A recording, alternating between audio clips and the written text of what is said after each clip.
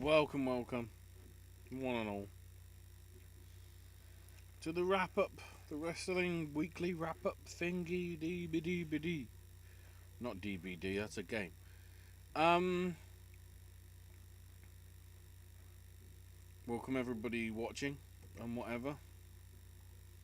I should probably pause my feed so it doesn't cause too much lag on my computer. So yeah, I guess the positive thing is it's been a less eventful week. Less stuff to talk about, so there's actually more. It probably is more necessary to cover the news later on with everything. So we'll jump mainly because in sort of, at least as it is live, uh, DDT are having their weird English show, which I might have on in the background, which you won't hear, or you'll hear a little bit of, hopefully. Um, you may hear a little bit of, but it's unintended. Depends how my sound goes. I've got it muted, so in theory you shouldn't hear it directly on the stream. Depends how sensitive the mic is, though. So we'll see. So Raw. Started off with Sasha, Bailey, and Asuka already brawling, which Samoa Joe was trying to, control. Ziggler and says how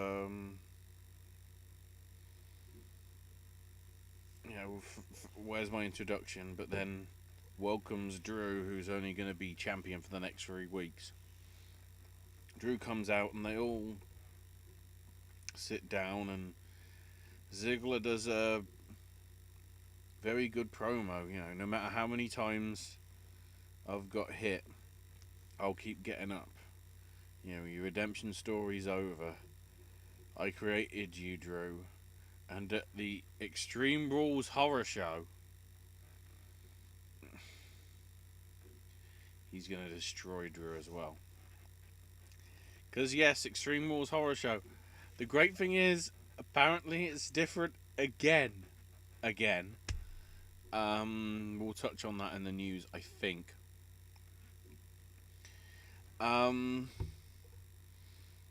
But McIntyre had a good sort of reply. Then Ziggler started talking again, and Asuka started shouting and signed her contract. And Asuka attacked and whatever, and it got into a brawl.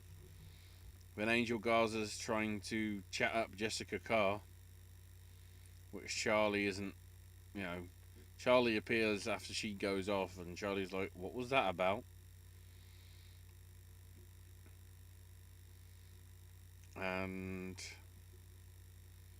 they cut the Andrade, Garza, and Zelina sort of do a promo in the back, but Big Show interrupts them, referring to Zelina as Smurfette, and Andrade and Garza as Ferrari and Maserati.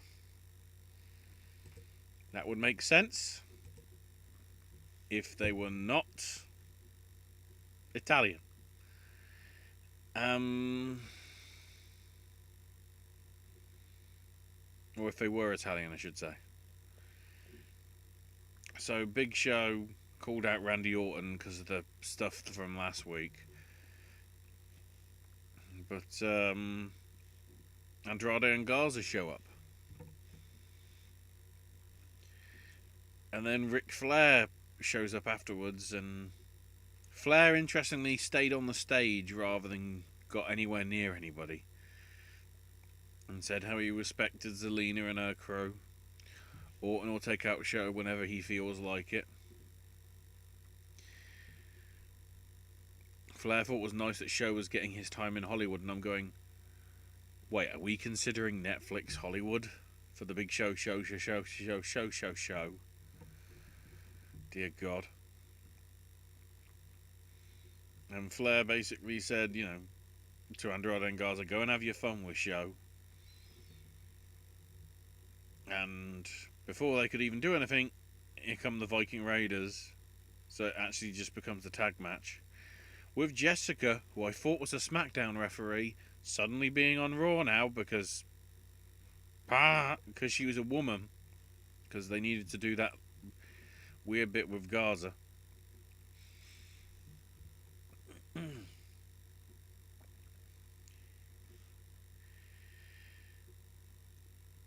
Andrade and Garza won, beating him. And,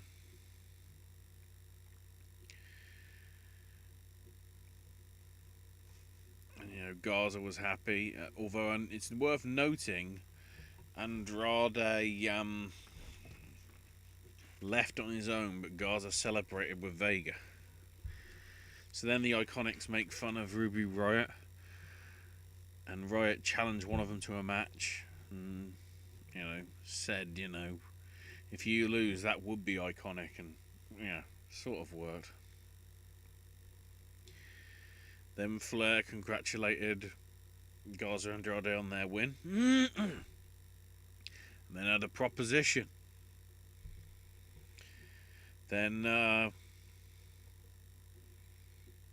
in about a minute, R-Truth became 37-time 24/7 champion. Basically, he feigned an injury, rolled up to Zara, and that was it. One of the ninjas tried doing it, and Truth kicked out and ran away before the rest of the ninjas could take advantage. Because that happened.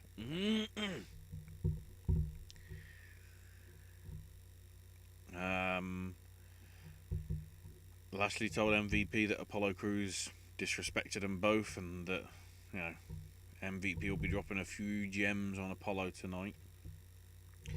And then they crossed paths with Rollins and Murphy, with Rollins' big message. No Austin Theory, so was he not cleared? Was he held back as a precaution? I don't know. So Seth's promo, he asked for Mysterio's forgiveness, not for what he's done, but what he's going to do to him in the future. Ray was meant to be a sacrifice for the greater good. And that if every time Ray comes to the ring, Rollins will tear him down piece by piece. And Ray and Dominic appeared on the screen. And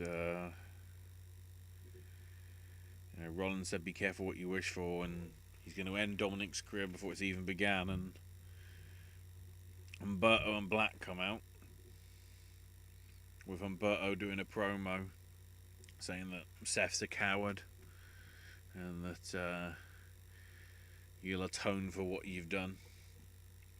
They had a decent 10-minute match for a change, but in the end Rollins hit Humberto with the curb stomp for the win.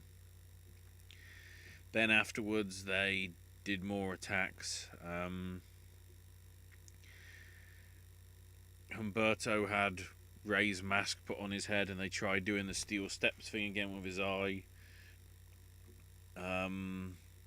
Black made the save, but in doing so, Humberto got curb stomped on top of the steps rather than, gouge the eye out and whatever. Then the build to the main event, the mixed match challenge, I guess, if you will. Sasha teaming with Dolph to take on Asuka and Drew. They do a little promo with that Drew and Asuka were pretty good with. Then Ruby's gearing up, approached by Lana, and Lana begins speaking, but Ruby was just like, go ruin somebody else's career. And Lana said, I just want to help. I was upset last week, but this woman reminded me of how good I am. The woman's had more wins than Trish, More wins than Lita, more wins than Charlotte, more wins than Becky, more wins than Asuka. A woman that we can believe in, Natalya. And then Lana just walked off and left.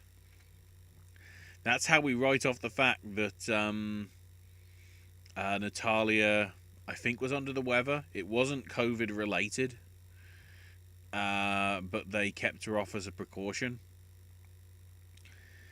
And that's how we, keep her in the minds of everybody. Because, oh dear.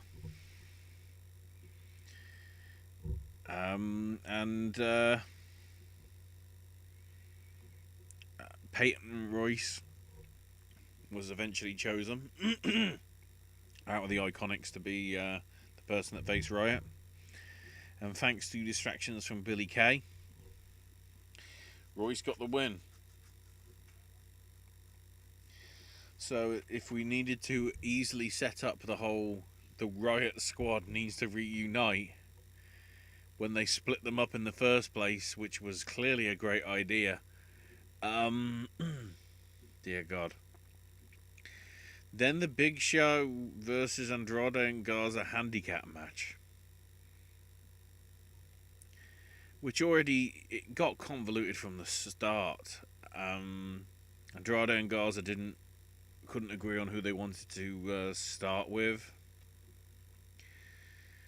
and eventually Garza dropkicked Show's leg and fell face first into the buckle. Garza stomped away at him, and Andrade blind tagged himself in, which Garza didn't appreciate. So Garza went, okay, bye. You want your moment, you can have it. And Zelina's, going, come on, get on the same side. Andrade turns around, choke slams him, gets the pin. Also knocked him out with a punch afterwards as well. Interestingly, Zelina did leave with Garza rather than stick with Andrade, so I don't know what's going on there. Then I go absolutely apeshit crazy. Because Truth is talking to Cedric Alexander and Ricochet backstage. And Apollo Crews, showing up. So I guess we've got to have the black people talking about the other black people being, Lashley and MVP and whatever.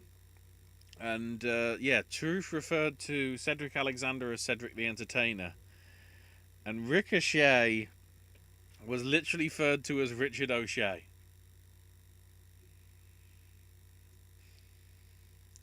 Which I've been saying for months, either on here or with my friends.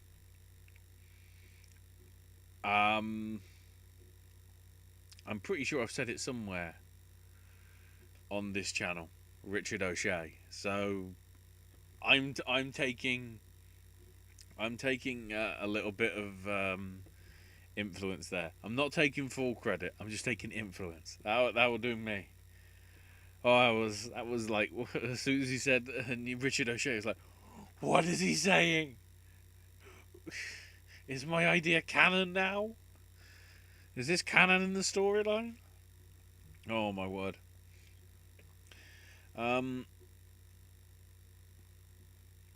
Interestingly, thanks to a distraction from Lashley, which it wasn't really well executed, the fisherman suplex and the boot from MVP, but it got the win, I guess. So I'm guessing MVP and Apollo Crews are going to have some sort of match at the horror show. I have to call it that because we'll get into that. Oh no, I might as well mention it now. So after being called Extreme Rules, then Extreme Rules the Horror Show, it's now apparently the Horror Show at Extreme Rules. Okay.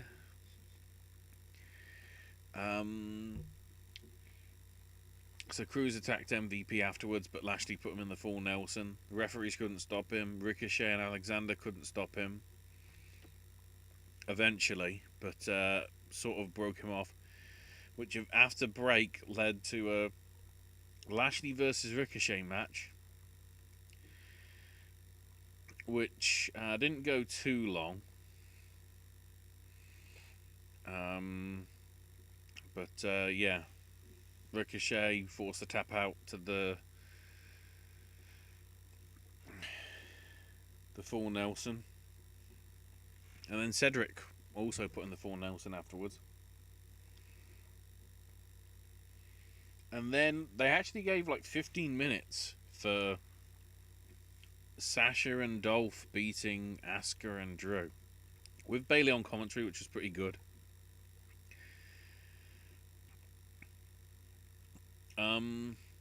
The thing I did appreciate is Sasha was not afraid to get in Drew's face. You know, because Sasha managed to tag herself in and got in Drew's face. Ziggler got elbowed out. Sasha wasn't paying attention. Roundhouse kick from Asuka, 2 count. Ziggler then uses all this to push Drew into the ring post. And there was a good back and forth between Asuka and Sasha, and then Asuka got rolled through into a pinfall, and Sasha steals the win. Which, of course, I know this is like 3 weeks to go, but already you've told me, to me at least, that Sasha isn't winning. And neither is Dolph. So why are we having this match? At least with Lashley, and to some extent Seth,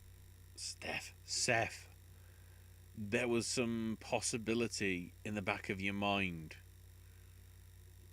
that they could win. It's a shame that what's happened to Dolph's character, that I just see him as filler. I really hope they put on a good match. The interesting thing is, I believe Dolph gets to choose the stipulation, so I don't know what's going to work in his favour. I'll have to see. So yeah, not too bad, but nothing really stand out either. So the AEW stuff starts with the Being the Elite episode. Some of the bits from it.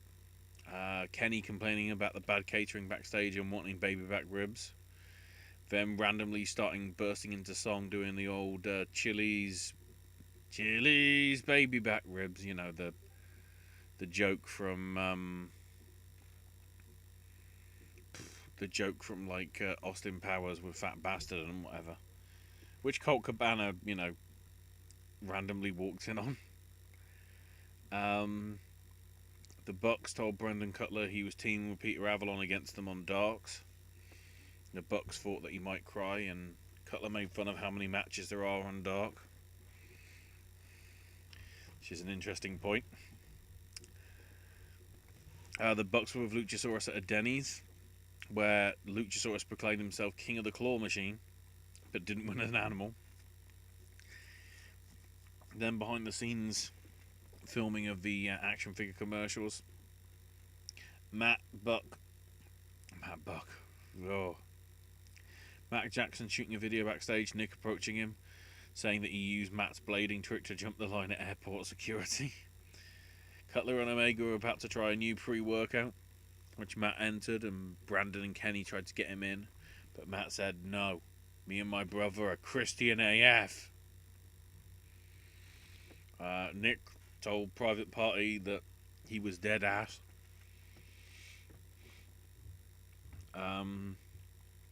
Reynolds and Silver tried to recruit Orange Cassidy into the Dark Order, which he wasn't interested in. But then, when he was told that every Friday Dark Order watches all the Fast and Furious movies, they were interested. And then in weird over symbolism that was like, they were bashing me so hard over the head with the symbolism. I have a bruise. Reynolds and Silver offered Kool-Aid. We know it's a cult. You don't have to actually do stuff that people in cults might be offended by. Just saying. Anyway, Cassidy refused the Kool-Aid. Then some Dynamite highlights. Page approached Mr. Brody Lee and complimented his gear. And Page said, I applied to join months ago, but I never heard back. And Brody's upset. Gave Silver and Reynolds more stacks of paper. Kazarian ran in to Cutler backstage, doing some sort of Michael Hayes impression. Then Damascus approached Nick and said that Nick was Harry Houdini, the original merch freak, and a carny. And then Damascus interrupted himself to use Broken Brilliance to explain the term carny. Then some more Spanglish, which was Order, of which Silver and Reynolds thought they were speaking about the Dark Order. Oh my word. And then in terms of Dark, the proper stuff,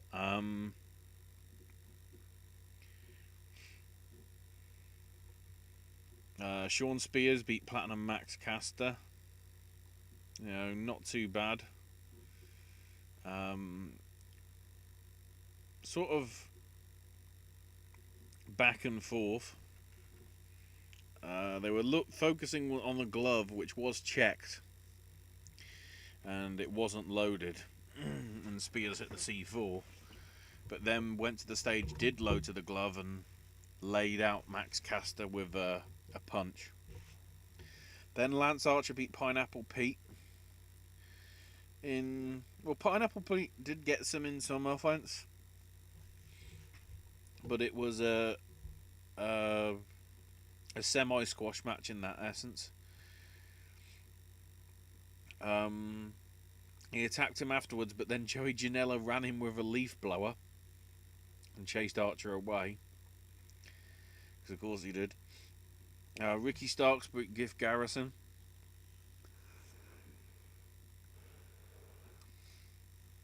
With the misdirection spear. Scorpio Sky beat Brady Pierce in a short match, but mainly, showing up Scorpio. Brandy Rhodes and Ali beating Kaylee King and Skylar Moore.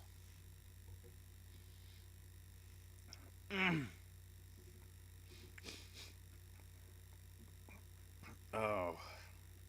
Ali had a poster with QT Marshall's face on it and kissed it. Justin Roberts introduced them as the Nightmare Sisters, but Brandy corrected them, saying how they're not related and not a team.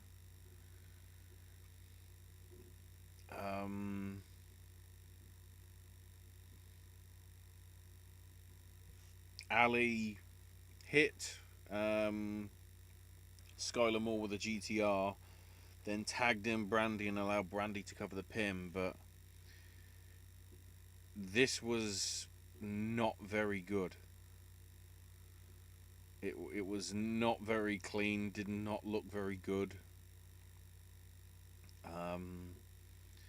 Continuing to push this really if we're trying to do storylines on Dark to get people interested, because the rumor is Dark is supposed to be a second show on TNT sooner rather than later.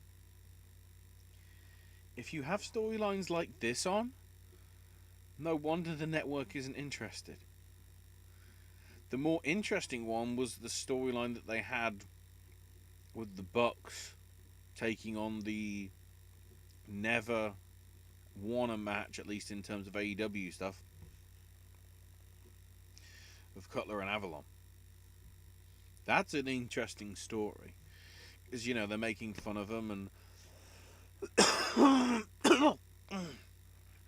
there is that possibility that they get the Barry Horowitz moment or the Brooklyn Brawler moment and get the win from out of nowhere.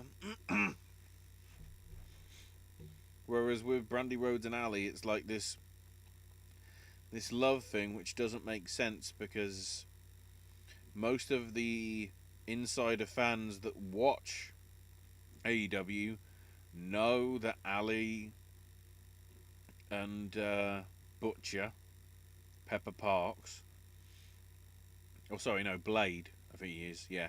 Butcher is Andy Williams from what I remember. It's one of the two. Either way, Pepper Parks is married to Ali. So, why should I give a damn? Oh wait, I don't. Speaking of Butcher and the Blade, they beat Lowrider and Fuego del Sol in a pretty quick match.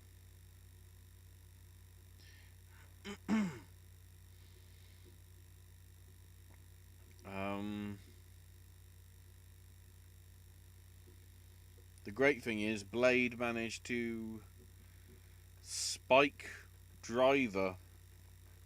Basically, there was a backdrop driver, and Blade managed to sort of spike him on the top of his head. Which, wow. I thought Pepper was better than that. That is if Andy Williams is the Butcher, which I think it is. I think that's the way it works. Either way, rough. And then the Bucks did beat Avalon and Carter, but because it's two, you know, guys that know how to work in Cutler and Avalon, and it's the Young Bucks who, you know, the reputation precedes them and whatever. They had a very good match for the main event. The Bucks hitting Avalon with the BTE trigger for the win. Avalon and Carter then shook hands after the match as well, despite losing. So after the whole they don't get along, maybe they're actually getting along despite losing. They're coming to terms with it.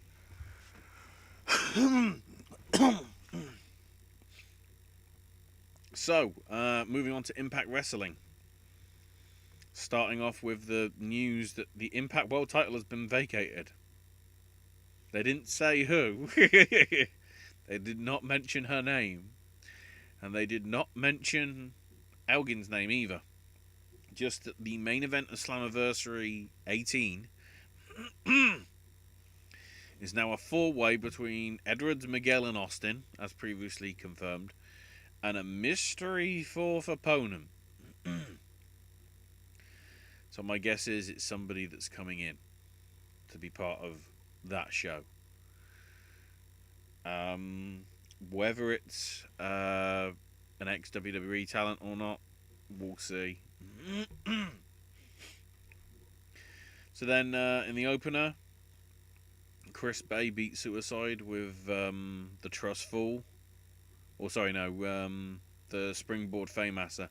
But the Trust Fall that Suicide did not look great. It looked like he was actually trying to commit suicide. It was just not very good looking. Then Johnny Swinger congratulate Bay afterwards, saying that you know, you'll become champion, don't worry. You know, dealing with these refs is a walk in the park, and you'll pay them for Slammiversary. And so because of that, because one of the referees somehow overheard this, Swinger is banned from ringside for the Bay versus Mac X Division title match. Then TJP and Falabar beat Reno Scum. Reno Scum jumping the faces, I guess, at the start. But Yeah, Samoan drop from Bar, followed by the Mamba Splash from TJP. Get the faces the win. They're getting better. So then Johnny Bravo's on Madison Rain's locker room talk. Rain asked about having to obey Taya and about the flirting with Rosemary, and then of course here's Rosemary as a guest. And Rosemary didn't, didn't want to really talk about it either, because Bravo was very unresponsive to Main's questioning before.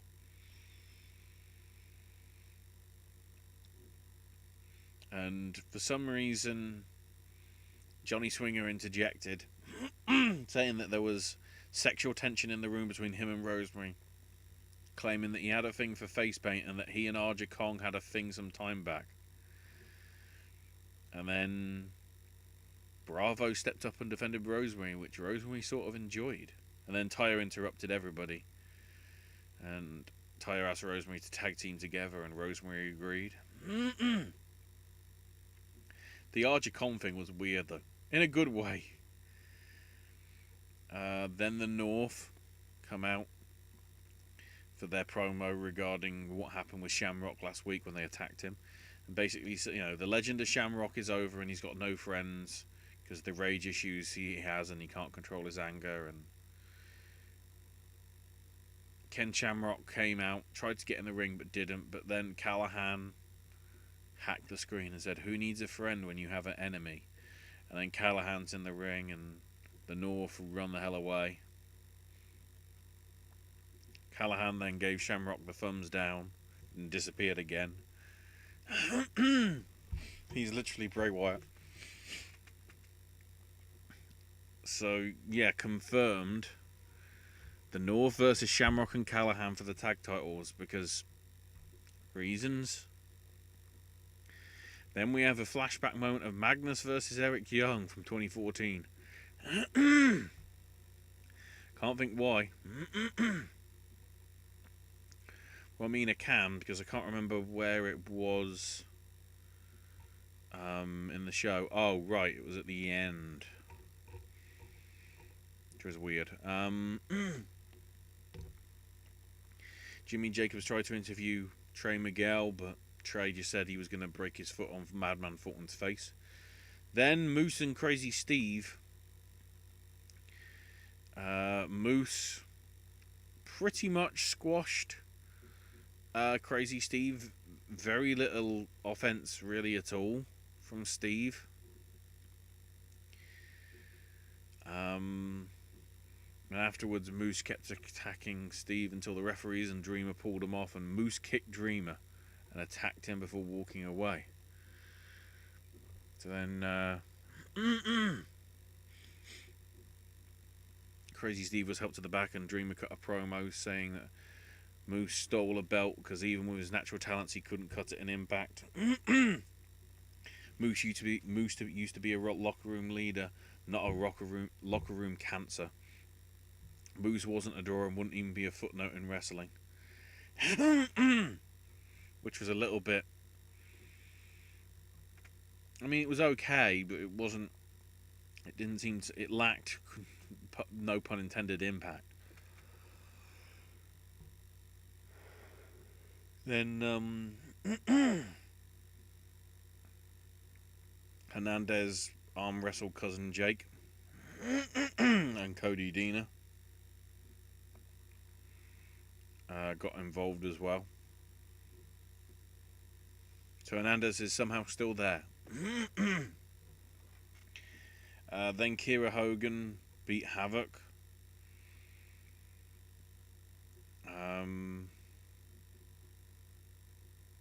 Mainly because Tasha stole Havoc's mask, causing the distraction and whatever.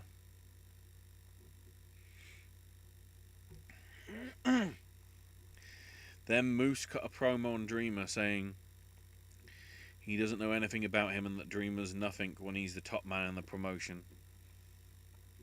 And gave Dreamer an ultimatum that he doesn't apologise publicly, he'd sue him and the promotion.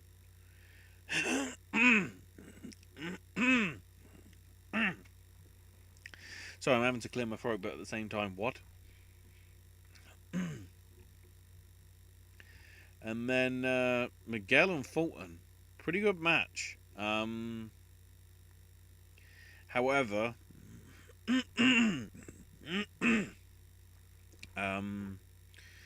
during it, because of shenanigans from Ace Austin at some points, Trey managed to grab Ace Austin's magic stick, smashing it in Fulton's face, causing the DQ. So Fulton wins by DQ. Then afterwards, both Ace and Fulton get attacked with a chair by Trey Miguel himself, interestingly. And then we see Eric Young's Super Eric costume.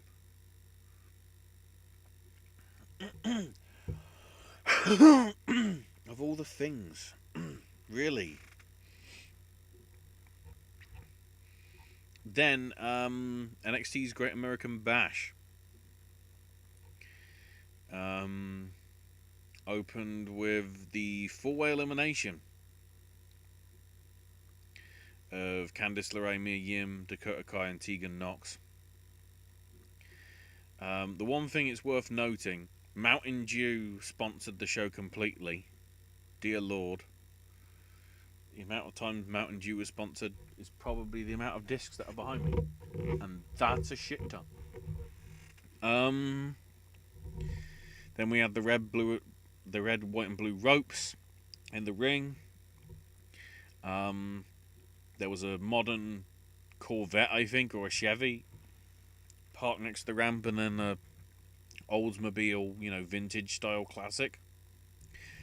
And then the Great American Bash banners on various sides of the Performance Center, except they've randomly got NXT garbed over the WWE and WWF logo. Well, no, it probably would have been WWE logos on both of them.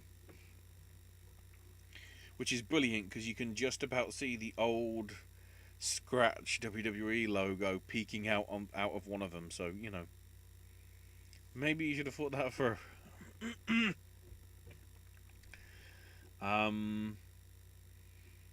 But Mia Yim hit Candice LeRae with the code breaker for the first elimination.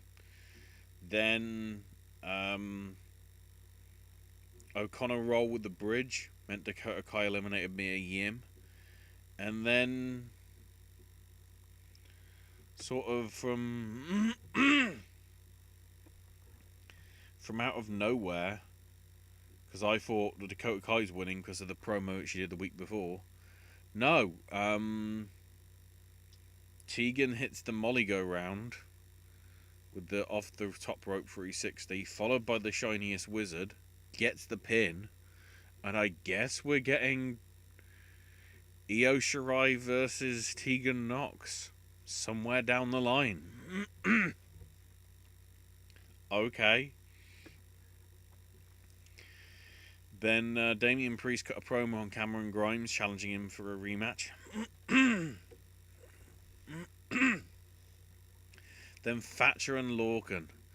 Oh my word. If you're a fan of British style wrestling in terms of submissions and holds and chain wrestling and everything, and grappling, this was perfect. Thatcher eventually getting the win with the Fujiwara armbar, which Lorcan tapped, and Thatcher wouldn't break, only on the referee's count of like 4.9, and then broke out in a brilliant sort of smile, which of course with Thatcher's teeth missing just looks even more maniacal. The problem is, this just seems very similar, but with a different mentality, to mentally unstable Dexter Lumis. Thatcher, it works better, because he seems like he's an actual loose cannon. Then Aaliyah and Robert Stone versus Rhea Ripley, which, I thought, oh god, is she going to be involved in this storyline? And then by the end of it, she puts both of them in the prism trap submission, and both tapped out. So Rhea looks strong as all hell, which made you wonder, why is she in this storyline in the first place? Can't we have her versus Asuka, or her versus Bayley at SummerSlam? Please?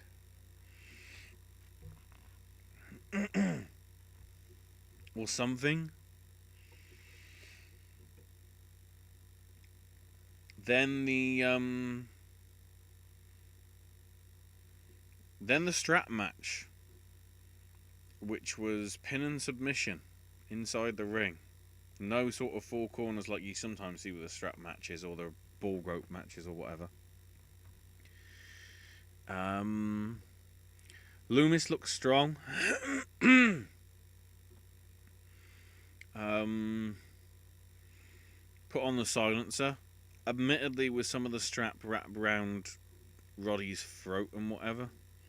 Fish did get sort of involved as well, trying to help out. But Loomis took care of him as well. Then we had the Prime Target featurette hyping up Cole versus Keith Lee. Then Candice and Johnny backstage. Then LeRae storms away to start a brawl with Mia Yim, which Swerve, Isaiah Swerve Scott, tried to break up the fight and Gargano wasn't happy with. So I guess Swerve is now being inserted into this. Even though he's busy on 205 Live, so... Then Santos Escobar and the rest of El Legado de Fantasma did a promo saying, you know, Lucha Libre is rubbish. It's, you know, Lucha Libre is just a sideshow act. We're going to rediscover the true roots of Lucha Libre, but in our image, and restore its honor and leave a legacy and build an empire. And then Drake Maverick interrupts, you know, goes into the ring, gets beaten down. But then Tyler Breeze and Fandango come out for the save.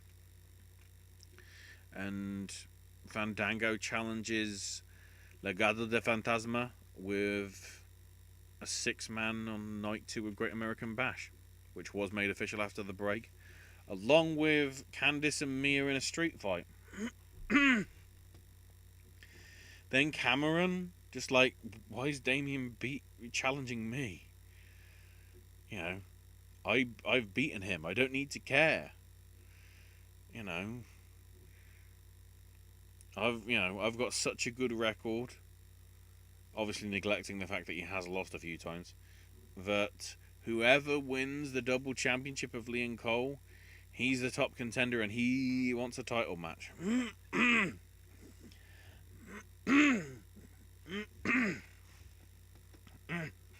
My guess is he's going to get beaten up next week by Cross, probably.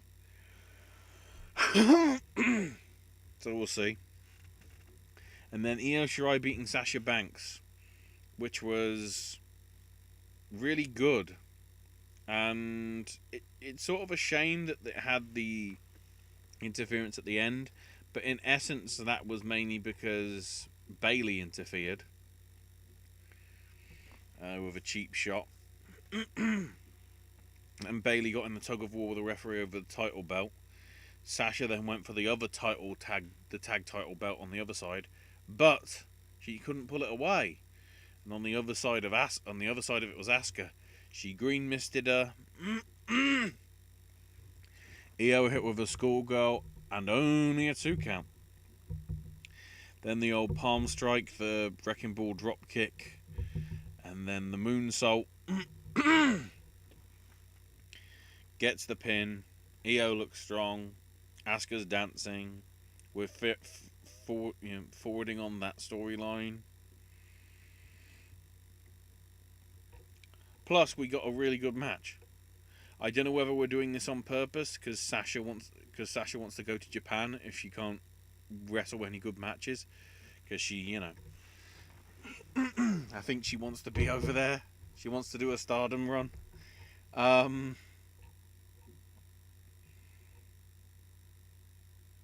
So we'll see. Then Fyter Fest Night 1.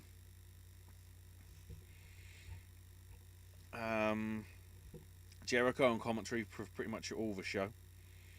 MJF cutting a great promo to open with on Jungle Boy and Luchasaurus.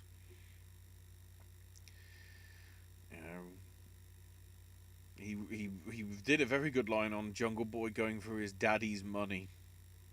So obviously the uber heel heat for bringing up, Luke Perry and all that stuff.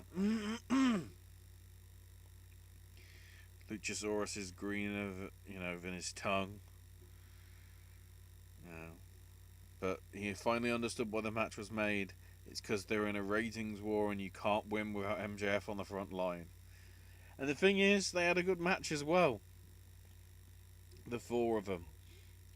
Jungle Boy and Luchasaurus eventually getting the win. Luchasaurus getting a number of kicks, followed by the moonsault, or the standing moonsault on Wardlow. Then a commercial aired after Fyter Fest next week. The AEW Dynamite Puppy Battle Royale. Who knows what that is? Then Lance Archer and Joey Janela have a pull apart in the crowd. Then the women's title match. Shida beating Ford in a really good match, which is good to see from Penelope Ford. It's like back when I was sort of watching her indie stuff. She's having good matches again. Sabian got ejected before the bell even rang, although he did take Hikaru's kendo stick, so it pretty much made it even as you could. Shida winning with 2 running knee strikes, but the key thing to note, really good performance from Ford, which is good to see again because it's been a while since I've seen a really good performance from her on the indie scene. And Shida was strong as champion. Then Taz breaks down Moxley's double arm DDT in a video package.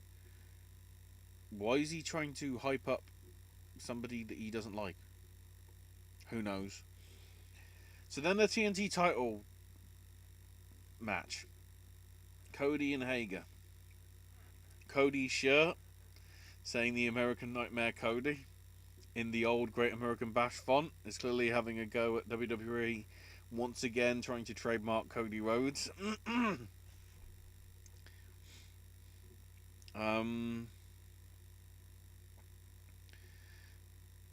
The thing that was really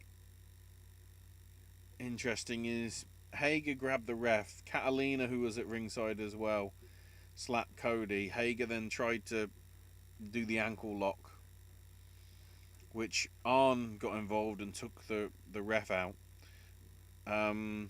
Dustin Rhodes ran down and punched Hager. Cody went for crossroads, but Hager blocked it, hitting a Ranagi and floated over into the arm triangle. But then Cody sort of rolled through to some extent, powered out, pinned Hager, and just sort of stole the win. So again, we're teasing the heel stuff because of obviously, Arn distracting the referee, Dustin getting involved.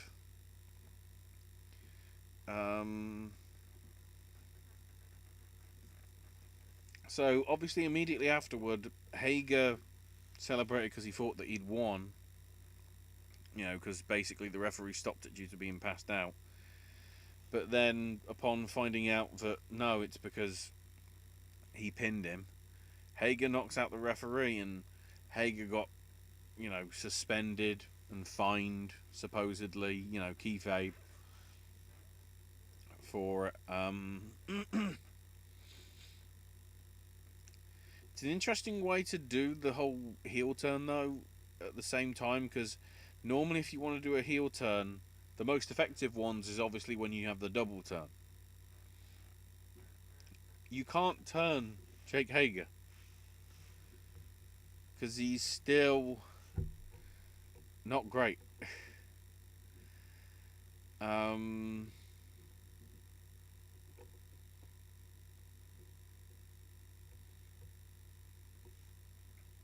It was pretty sloppy. There hasn't been any sort of... Jake Hager hasn't really stood out, because the problem he has is he hasn't committed to just Bellator or just AEW at the minute. There's still that Bellator stuff, but obviously with everything going on, all Hager's doing at the minute is wrestling. But if all of a sudden there is a show going to take place, it's going to be a bit of a distraction.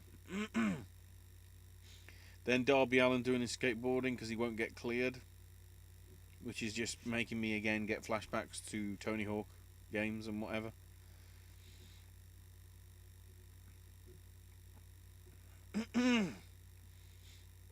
Then Orange Cassidy on commentary, watching Private Party beat Santana and Ortiz.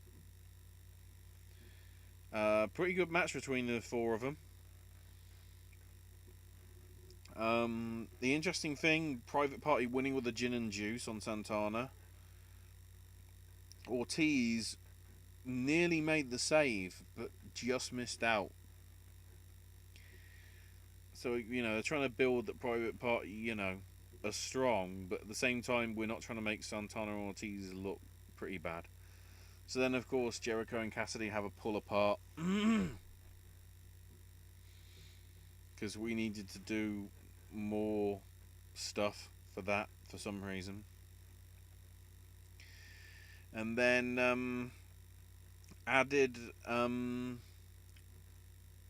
made a few announcements for next week's show, Fyter Fest Part 2.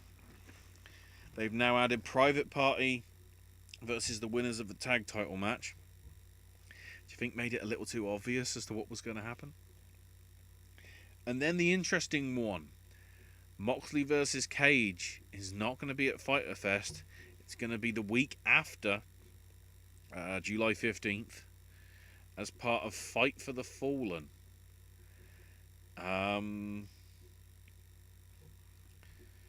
Taz saying that he's not upset that the match was moved back a week. And this is the one that apparently irked WWE to some extent. Taz said Moxley didn't come to Fyter Fest out of fear for the health of the staff and crew because of the virus. It sounds good, but he knows that Moxley's been tested over and over again and tested negative. But the only thing that Mox is positive for is the chicken shits. And then Taz, of course, goes something like, that's the thing here about AEW. We don't run a sloppy shop. Which is obviously, because of all the cases that they've had over there. The only issue being, despite the state rulings, I'm pretty sure, because it wasn't just for Orlando, it was actually for the entire state of Florida, about the masks, at least from what I remember. And the majority of the people at ringside or in the crowd did not have masks. So, although they might have an overall better sort of screening program and everything than WWE has had in the last few weeks, at least WWE has now started to show their talent wearing masks. which is weird because, like, right before Fyter Fest, most of the people were wearing masks that we saw. Apart from, like, the talent at ringside that are supposed to be the crowd, even though there's supposed to be crowd in there anyway. So, I don't know. Anyway, Taz says that Cage will take the title from Moxley's dumbass at Fight for the Fallen. Then the best friends show up in Trent's mom's people carrier.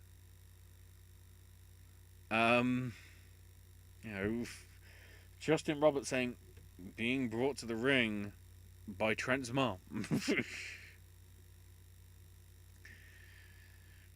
And this was a pretty good main event. Really enjoyed it. Paige hitting the buckshot lariat on Trent for the win and the title retaining.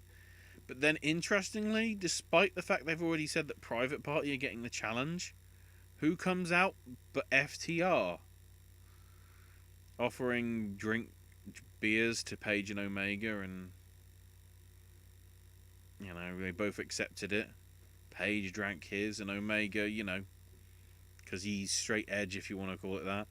He doesn't drink, he just poured his out in the ring. And FTR were upset about that, and the Young Bucks came in to sort of separate them. So it's interesting that they're doing that tease there and everything. But it's weird how FTR don't like Kenny because he doesn't drink beer. Really? Okay. Then SmackDown. Matt Riddle has an interview at the start. He's talking about his win over AJ. At least Cole does, because he's, Cole, sort of introducing him and whatever.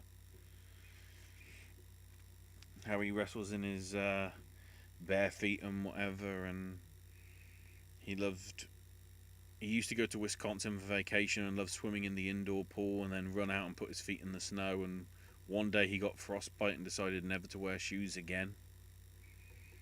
Then Corbin interrupted, mocked Riddle, and Riddle was like, okay, let's have a match then. And Corbin goes, nah, you're not facing me. And here comes John Morrison, because reasons.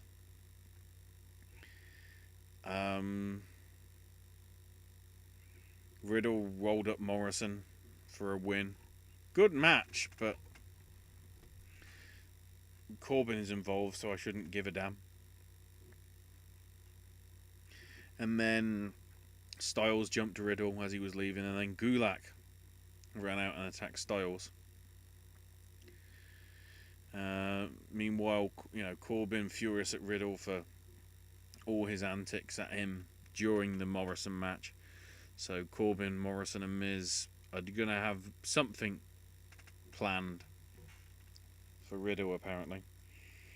So then, Styles and Gulak. Worth noting, Gulak having giant tape on his arm with the word Havoc on, which is obviously his tribute to his friend Danny Havoc and his passing a few weeks ago. This was pretty good with AJ and Drew. Although, considering how I know both can work, I was hoping for more. By the end of the match, it was getting more to that sort of level. And there was a slow pace at the start, but even regardless of the slow pace, it just felt like, to some extent, they were phoning it in, which is a shame because, it was a title match and it's Gulak's big chance to shine. And to be honest, him and AJ didn't look that great. Styles winning the phenomenal forearm to retain.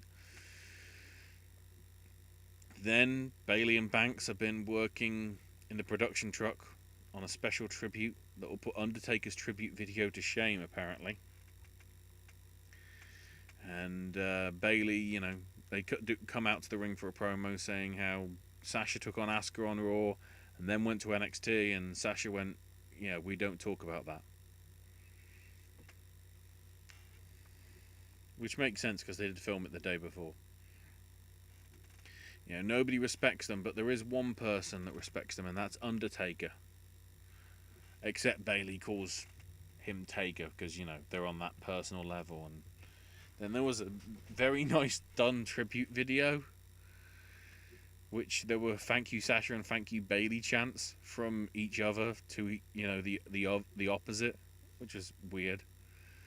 You know, basically, you know, I don't know if this was just on Instagram or, you know, like leaked from the tapings and whatever, but like she was saying how Undertaker said that, you know, if he's going in the Hall of Fame, they should go in the Hall of Fame before him. You know, it was good sort of stuff. And Bliss and Cross then come out mocking Sasha and Bayley with the accomplishments. And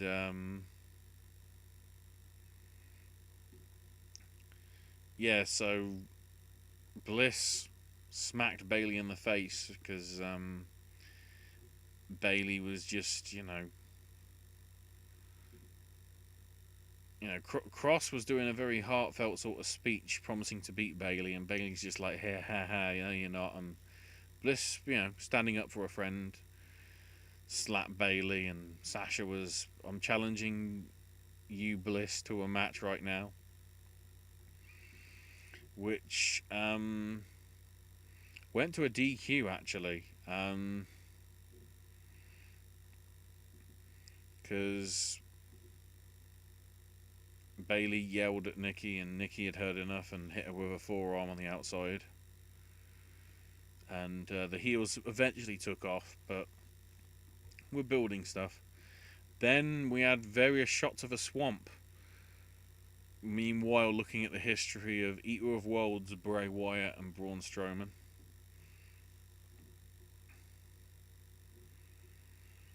Then Nakamura and Kofi Kingston had a pretty good match.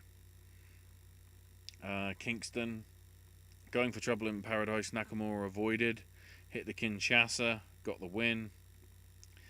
Then Cesaro, who was at ringside but got through out along with Big E because of their shenanigans outside.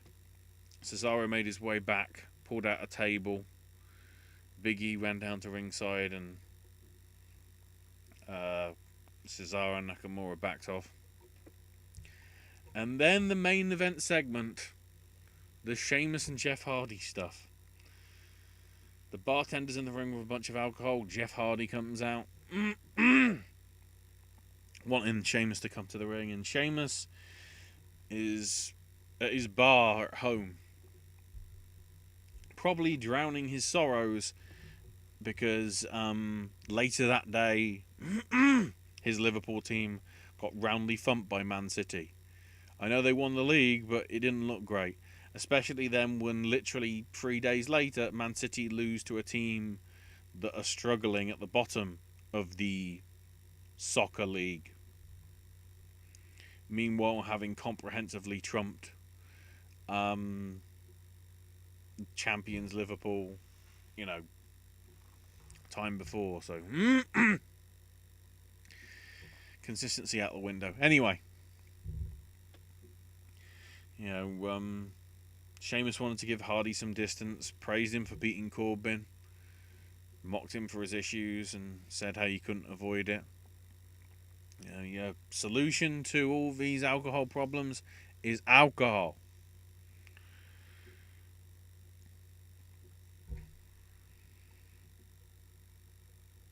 Sheamus is, you know, Hardy's like, people are going through the same issues as I am. Do you think it's funny? And Sheamus just says, I'm just trying to help you. That's why I sent my own personal bartender. And the bartender's like literally like sticking it in his face, like, fucking drink it, mate. Which was okay.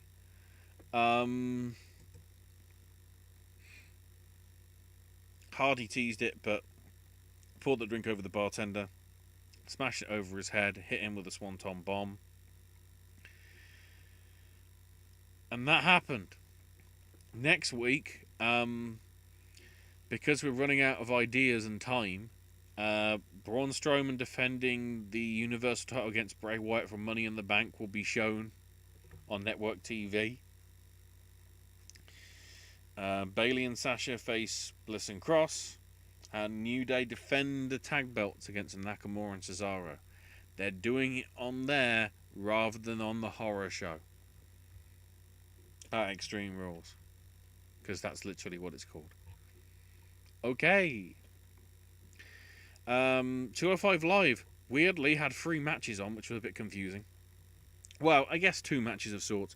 So Swerve beat Matt Martell by DQ because Chase Parker, Martell's tag partner from Ever Rise, got involved and they beat him down. And then Tony Nese showed up in the ring, for the save. Asked the referee to turn it into a tag match, which eventually it was. Which Ever Rise did a really good sort of, I think it's on WWE.com, but it's certainly been on Kevin Owens' social media and a few others as well. With Ever Rise sort of rightfully saying, who's in charge? Who just made the match? Chase wasn't ready to wrestle. Tony Nese. It's weird as well because Nese and Scott fought each other for half an hour last week in what looked like face versus heel. And now all of a sudden Nese has turned face because of what happened? Maybe?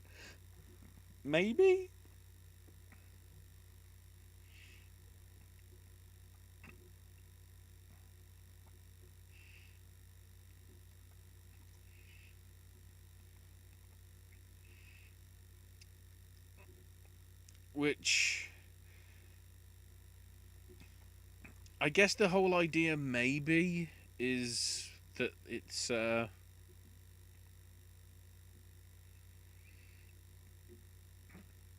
maybe Nese trying to do some sort of, trying to prove that he's better than Scott somehow in the team, to prove that he's the better man. I don't know. Either way, what followed was the squash match. Joaquin Wilde and Raul Mendoza with Santos Escobar in their corner, comfortably beating Leon Ruff and Liam Gray in a pretty much squash match. Wilde hitting Gray with a running kick, followed by the pinfall, and Legado de Fantasma stand tall to close the show. And the main event only had 1 match because of the Raw and SmackDown taping debacle from the week before.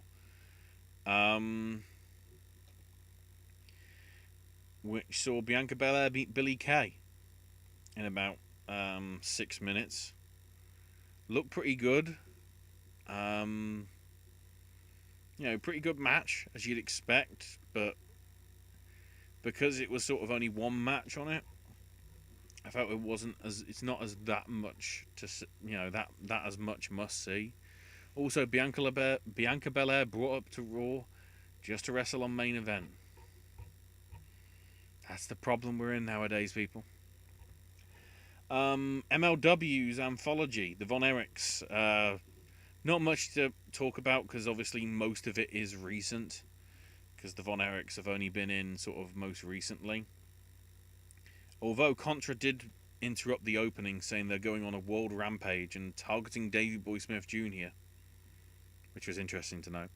So it started with the War Chamber, which went about half an hour, in all honesty, from September last year, where Low-Key, Tom Lawler, and the Von Erichs beat a Contra unit of Fatu Samael, Ikura Kwan, and Simon Gotch. Pretty good match, as it was, when we covered it back in. Well, we didn't cover it then because it would have been September, so it would have been in the period where we weren't doing this, because obviously Owen was doing his HHN prep and all that sort of stuff. And then the other one from MLW Superfights pay-per-view from November last year, where the Von Erichs beat the Dynasty of MJF and Richard Holiday to win the tag titles in the Texas Tornado match. Pretty solid match. The big stuff, though, which I'm guessing will continue next week, we'll have to see. The Pop Fusion stuff. The Parks talked about Celine de la Renta's return to MLW and owing money to some powerful people. Von Erichs wishing everybody a happy 4th of July. Tom Lawler and Dominic Guarini Skype calling and laughing at Kevin Von Erichs' list of title accomplishments. Guarini and his gi. Filthy Tom questioning and laughing at the Wrestling Observer Match of the Year win from 84, saying, "What does that guy know? He's no Mike Johnson." Which is obviously a rib, because he does his podcast on the Wrestling Observer /F4W service anyway, so whatever. Also, apparently, Cookies and Cream with 2Ks are sponsoring Team Filthy and want to use the extra revenue to either buy their own Fight Island or get a new member for Team Filthy. And it looks as if the Fight Island might be Hawaii, which is where the Von Erichs live. So, Serena de la Renta said Conan being all up in her business is bad for Conan and that he stinks of desperation and weed. Okay. Mance Warner drinking his light beers after fighting and beating Teddy the Bear. Calvin Tankman, in his first sort of promo, not going to stop until he has gold around his waist. Thank you, Moth. He's coming and taking it all. Richard Holiday back in the woods of the country club looking for that golf ball. Savio Vega was invited to a 4th of July party apparently, but Savio was given the wrong address, probably on purpose. Ooh. Jordan Oliver announced he's entering the MLW heavyweight division and has choice words for Jacob Fatu. He will take his belt and slap Simon Gotch in the face with it. Alexander Hammerstone lifting weights. And then Myron Reed saying it's time for another greatest of all time to step up just like Muhammad Ali. And he'll change the sport, right the injustices, and will be the greatest of all time. And stuff. Right, in terms of the other little bits of shows, New Japan Night 6, again back at Korakuen Hall for the last of the second round matches. Yoshihashi beating Bushi in about 10 minutes, although it did change with Yoshihashi sliding out of a fireman's carry and hitting Karma for the pin. Yoshihashi looking to have tweaked his knee quite badly in some extent. Basically, Bushi blocked a charge in from Yoshihashi into one of the corners, and Yoshi slid on the mat, planting his feet, and the right knee sort of buckled. They checked on it, and that becomes key to stuff that happens later on. Sonada beat Sho with a very good performance, as you'd expect, because it was Sho and Sonada. Sho tapping eventually to skull end. Then in the sixth man tag, Naito, Shingo, and Hiromu beat Ishii, Yano, and Yota Tsuji, which of course saw Tsuji, tapping thanks to a super kick and the crab submission from Hiromi.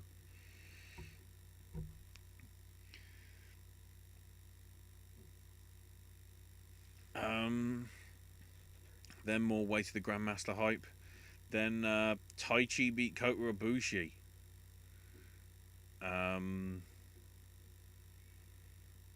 The big thing about this is Taichi used Takagi's Iron Glove thing and hit Black Mephisto. But this was, you know, Zack Sabre sort of doing shenanigans and Tanahashi doing shenanigans as well and stuff. It got a little convoluted at the end. But either way, again, Taichi posed with Ibushi and Tanahashi's tag belts.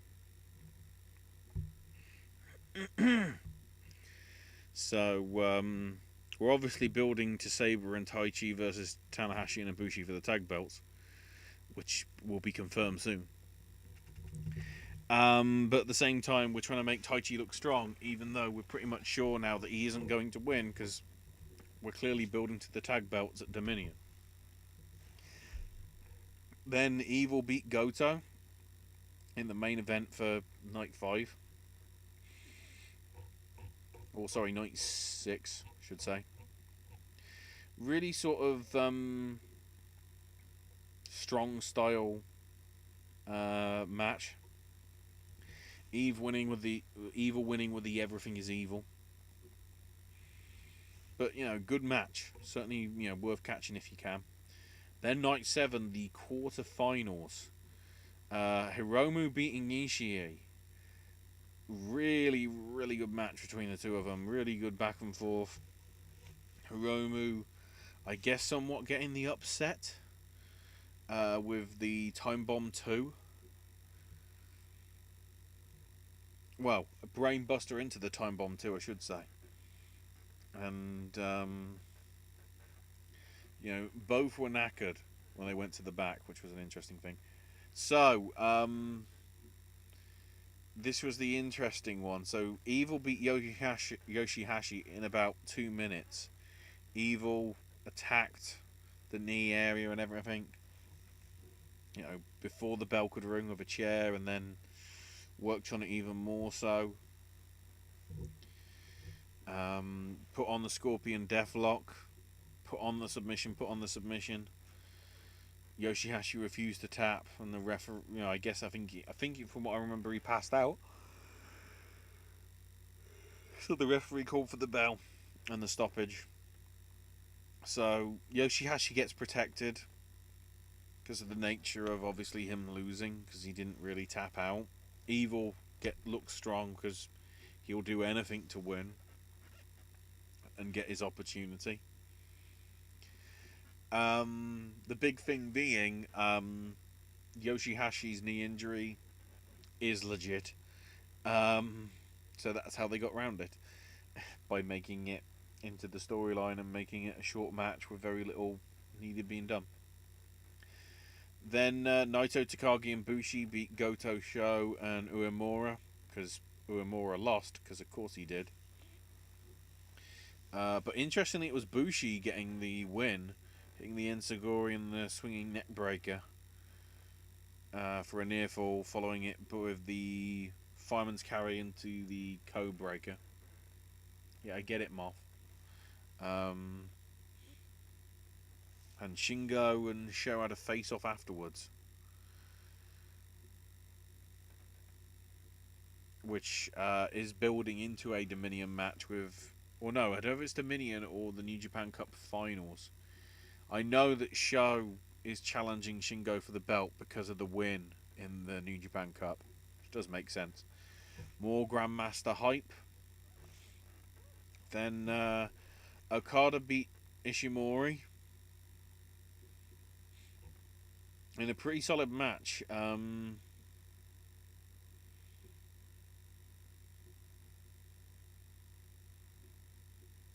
And, you know, Okada winning with his head and arm choke. You know, with the drop kick as well. But, yeah, Ishimori delivered, as he should have done. being in the quarterfinals. And it was a good match. And then Sonata and Tai Chi. Another good match here as well.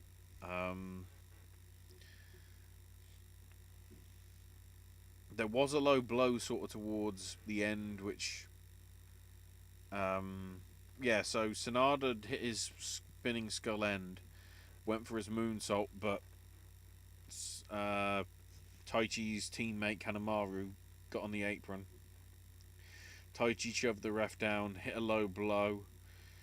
Even though, because of this, Sonata managed to shove Taichi into Kanemaru, falling to the floor. And Sonata O'Connor rolling up Taichi to get the win, with Taichi shoving the ref down afterwards as Sonata was holding his balls. And then night 8, the semi-finals. Opened with Suzuki, Taichi, Zack Sabre Jr. and El Desperado beating Nagata, Tanahashi, Ibushi and Gabriel Kidd. So you can guess who lost there. Interesting with El Desperado as well, hitting a straight right hand and the Pinche Loco on Kidd. But the post-match stuff was where it really happened. Sabre put Ibushi in a triangle. Taichi and Tanahashi were brawling on the outside. Nagata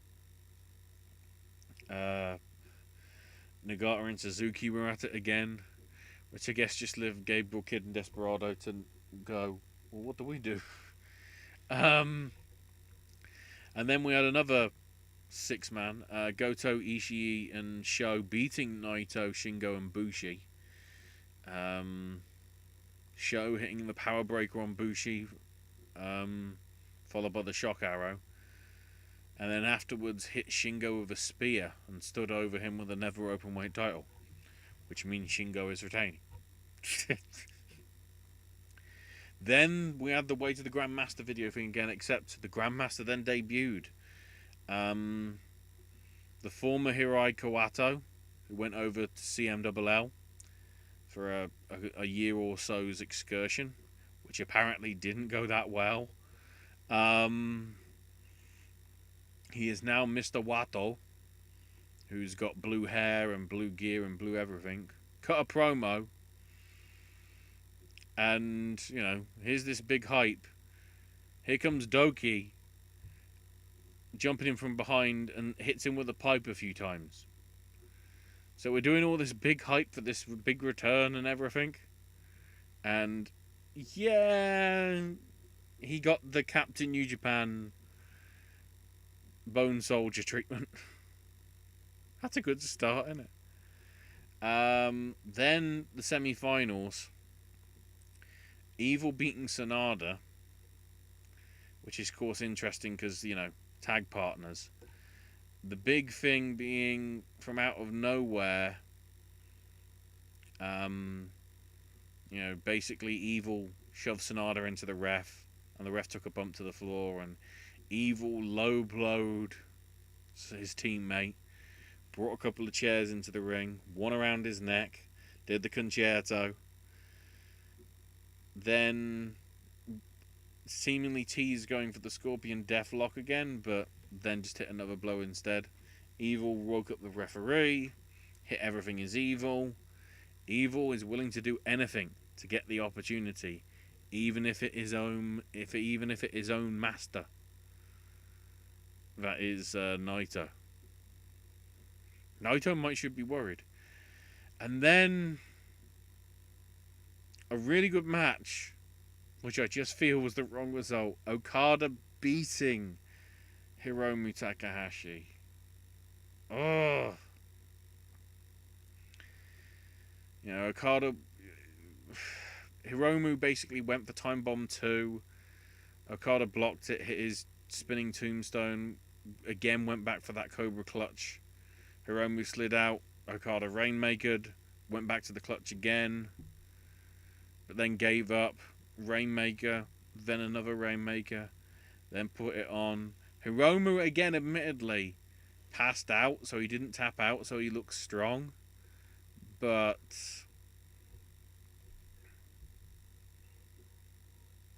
Okada's had enough opportunities. Can we give somebody else a chance? Like, please? Or something? Thanks? Maybe? Now, I would say that's where it ends, but we also had the footage from the Lions Break collision airing. Started with the interview, which has gone up online with Kevin Kelly talking with Carl Fredericks, officially graduating from no longer being a young lion.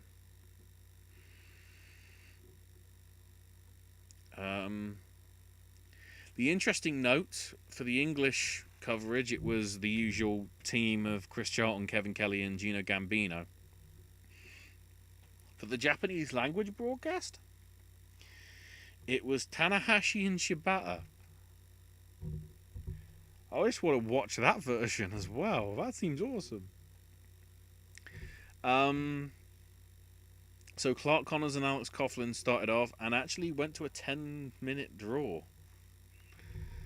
which was an interesting, they did sort of tease the win with Coughlin locking on the armbar right before the time limit. But, they had a little sort of, I think we're going to see a second match somewhere down the line in the near future between them. And then, Connors cut a promo saying wins and losses matter here and refused to be the last trainee to graduate from the LA dojo. And then speaking of that, Fredericks and TJP managed to beat Jeff Cobb and Rocky Romero.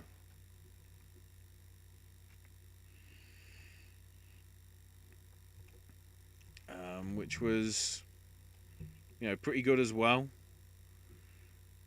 PJP landing his slingshot drop kick to the apron, knocking Cobb to the floor, and Fredericks using that time to keep Romero down for a 3 count backslide pin surprise win and all that. Then Fredericks and Cobb got into it after the match, and Fredericks saying that Rocky isn't a real LA dojo guy anymore. He's chaos and shouldn't keep claiming he's part of the dojo. Which is interesting.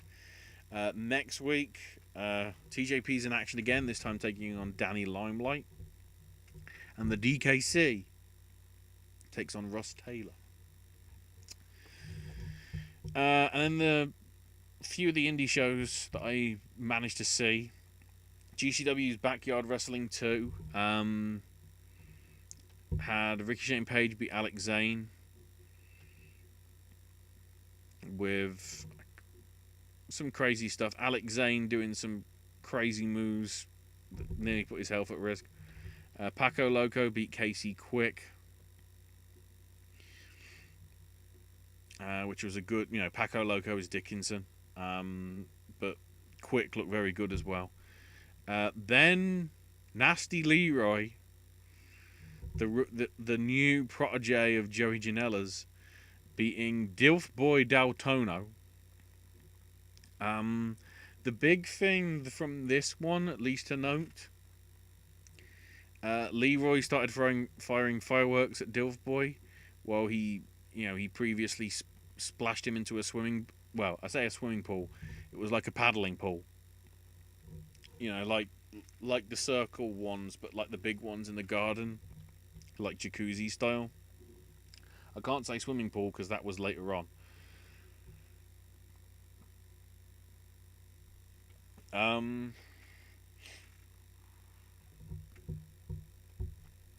So the big moment from this is there's a bobcat there randomly.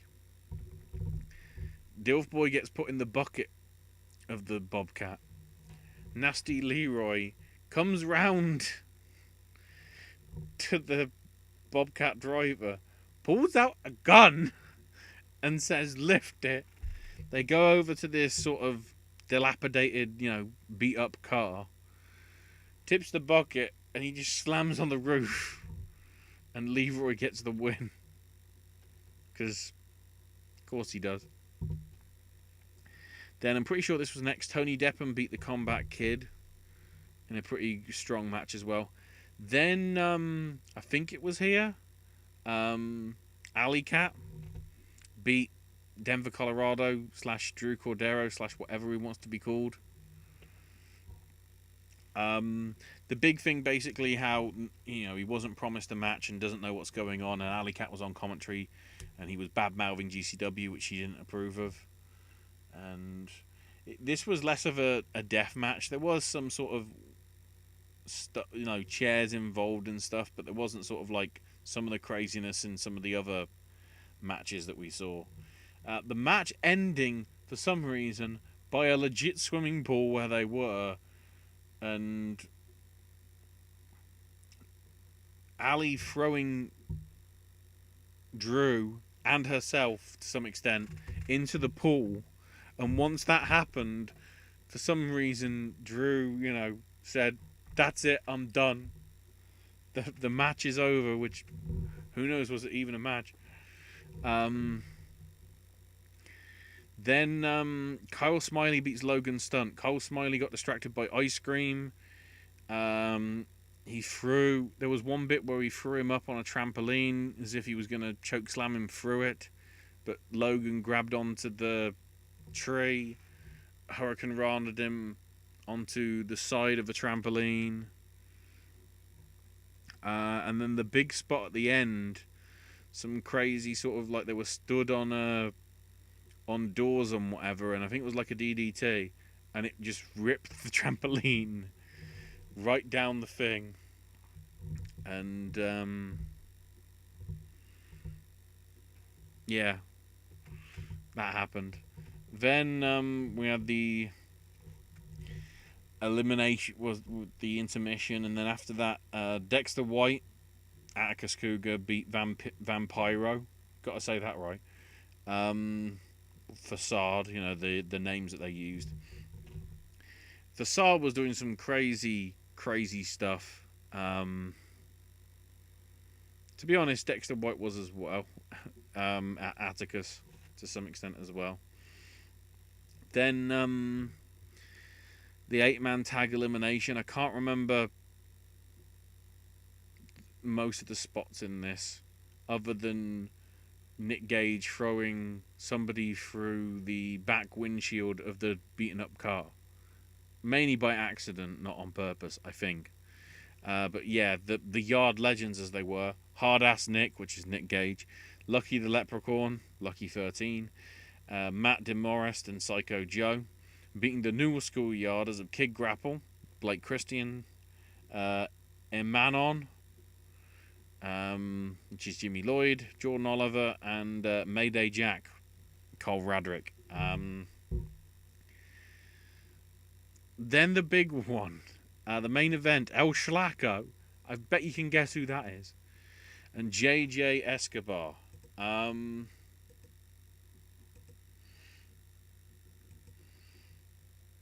So, the spots from this, Escobar and Schlacko both got into the front of the car because all of a sudden fireworks went off in the passenger seats of the car behind them, which apparently knocked out Escobar. Then Escobar was out sort of recovering. Schlacko put the car in reverse and probably about 15 miles an hour hit Escobar, bumped.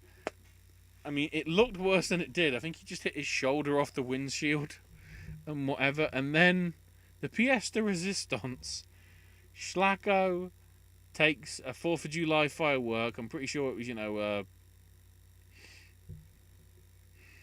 a rocket and whatever. Or some sort of maybe, Chinese cracker sort of bang thing. Supposedly tied it to his dick admittedly, it was just sort of really around his groin area. Off goes the firework. El Schlacko pins him. And a lovely time was had by some. And then ICW's show somewhere else in New Jersey, Millville. The No Holds Barred Deathmatch Drive-In 2. Dominic Guarini beat Big Twan Tucker. Eddie Kingston beat Brett Eisen. Eddie Oney beat Tim Donst. Eric Ryan beat Alex Ocean. Matt Justice, with some assistance from Manders, beat Casanova Valentine with Riley Madison. Akira got a big win against Matt Tremont in a very bloody match. Be careful if you're trying to watch that one. And then John Wayne Murdoch beat Jeff King, except then all of a sudden Metallica starts up. Here comes Nick Gage. He made the trip over from the GCW show and got into a match with John Wayne Murdoch, which John Wayne Murdoch still managed to win. So overall, there was sort of the GCW show was sort of like more comedy, but I wouldn't say they were as strong as last year's GCW show. If that is going to be what happens on the 4th of July, forever now. Forever.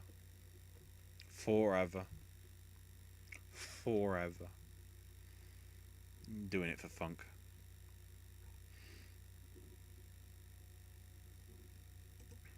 And all that.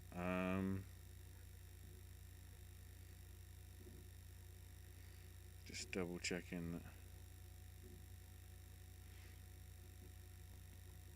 Alright.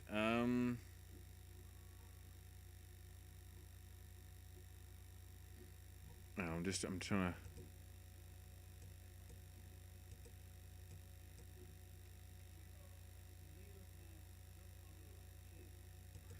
Oh, there is some English commentary from not like Chris Brooks on this.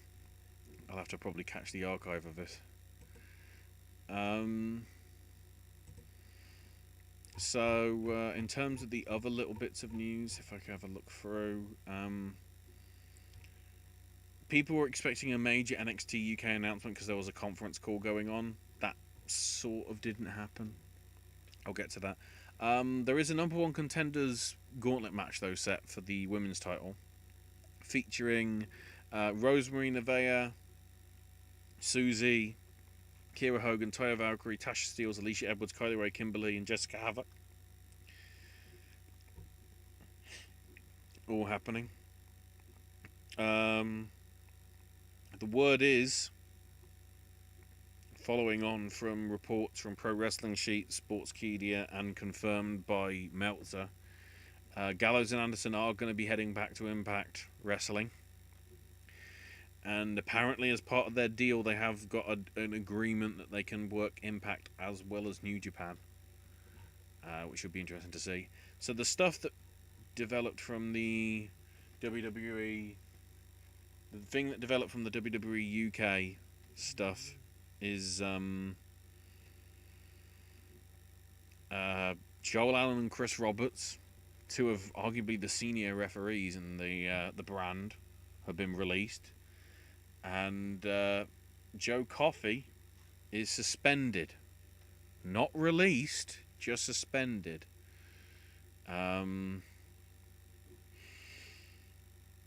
Apparently the word is from the conference call, Triple H basically told them what the protocol was regarding sexual abuse allegations, and there'll be zero tolerance on any charges, provided there was irrefutable evidence. And there was no talk really about them shutting up shop on the UK brand. So we'll see. Tim Brooks, best known as the Killer, at least in the US, Puerto Rico, and Japan throughout the 70s and 80s, passed away earlier this week at the age of 72 from a terminal cancer. There was a big push in Montreal in '86 that he had when he was supposed to be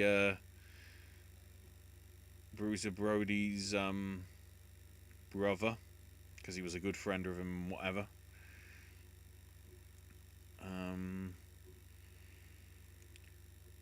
His original stardom came working with the Sheik in Michigan, where he held the tag titles twice with Ben Justice, and a third time, this time with Abdullah the Butcher. As Bad News Brooks, he was regular team partner of Roddy Piper in Oregon.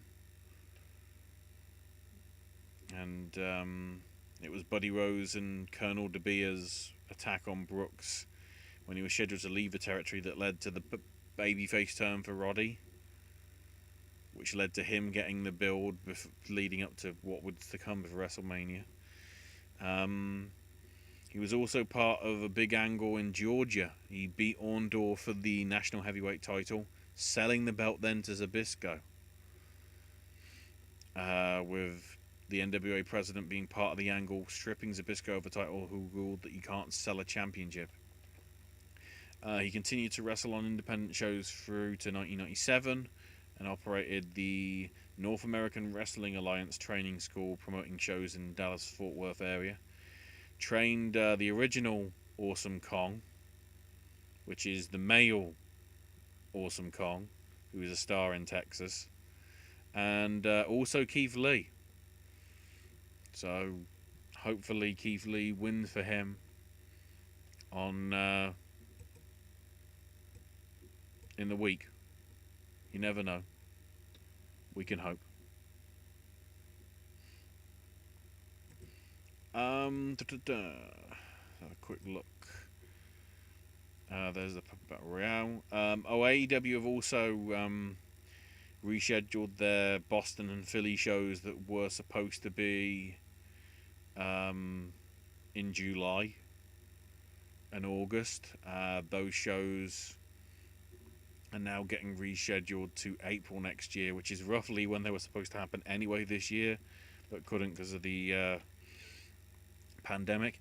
As it stands, AEW still has shows in October, November, and December, supposedly set to possibly take place, but we'll see what happens with them over the upcoming months, depending how well the pandemic gets treated and all that. Impact, if you are catching it on Access and Twitch, it'll be airing at 9 PM Eastern rather than 8, because Access TV is broadcasting Ringo Starr's big birthday show. Peace and love. Peace and love. Basically, it's a streamed event.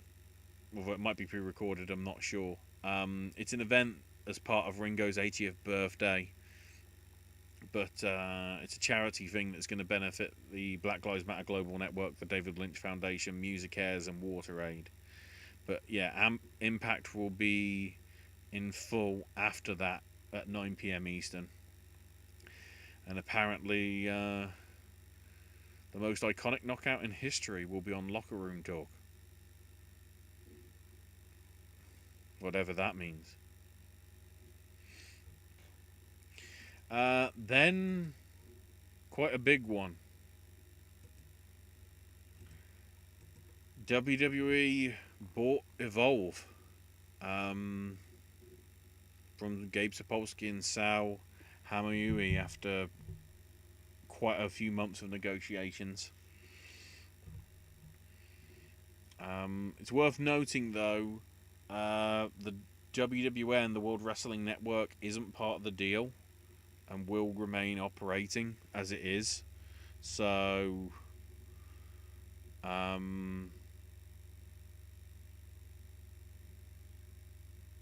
a fair few, there'll still be shows being able to broadcast on there, like, I think, Full Impact Pro and all that sort of stuff. Although it's unclear what it's being done with it. So, Mike Johnson at PW Insider, who reported this, says it's believed that WWE owns all the Evolve footage, all the Dragon Gate USA footage, and some other content, which includes some of the early Full Impact Pro stuff, which obviously would have some of the Florida-based wrestlers as well. And that the majority of affected content will be gone from WWN. I'm guessing that means Shine can still be on there, if Shine's still a going thing.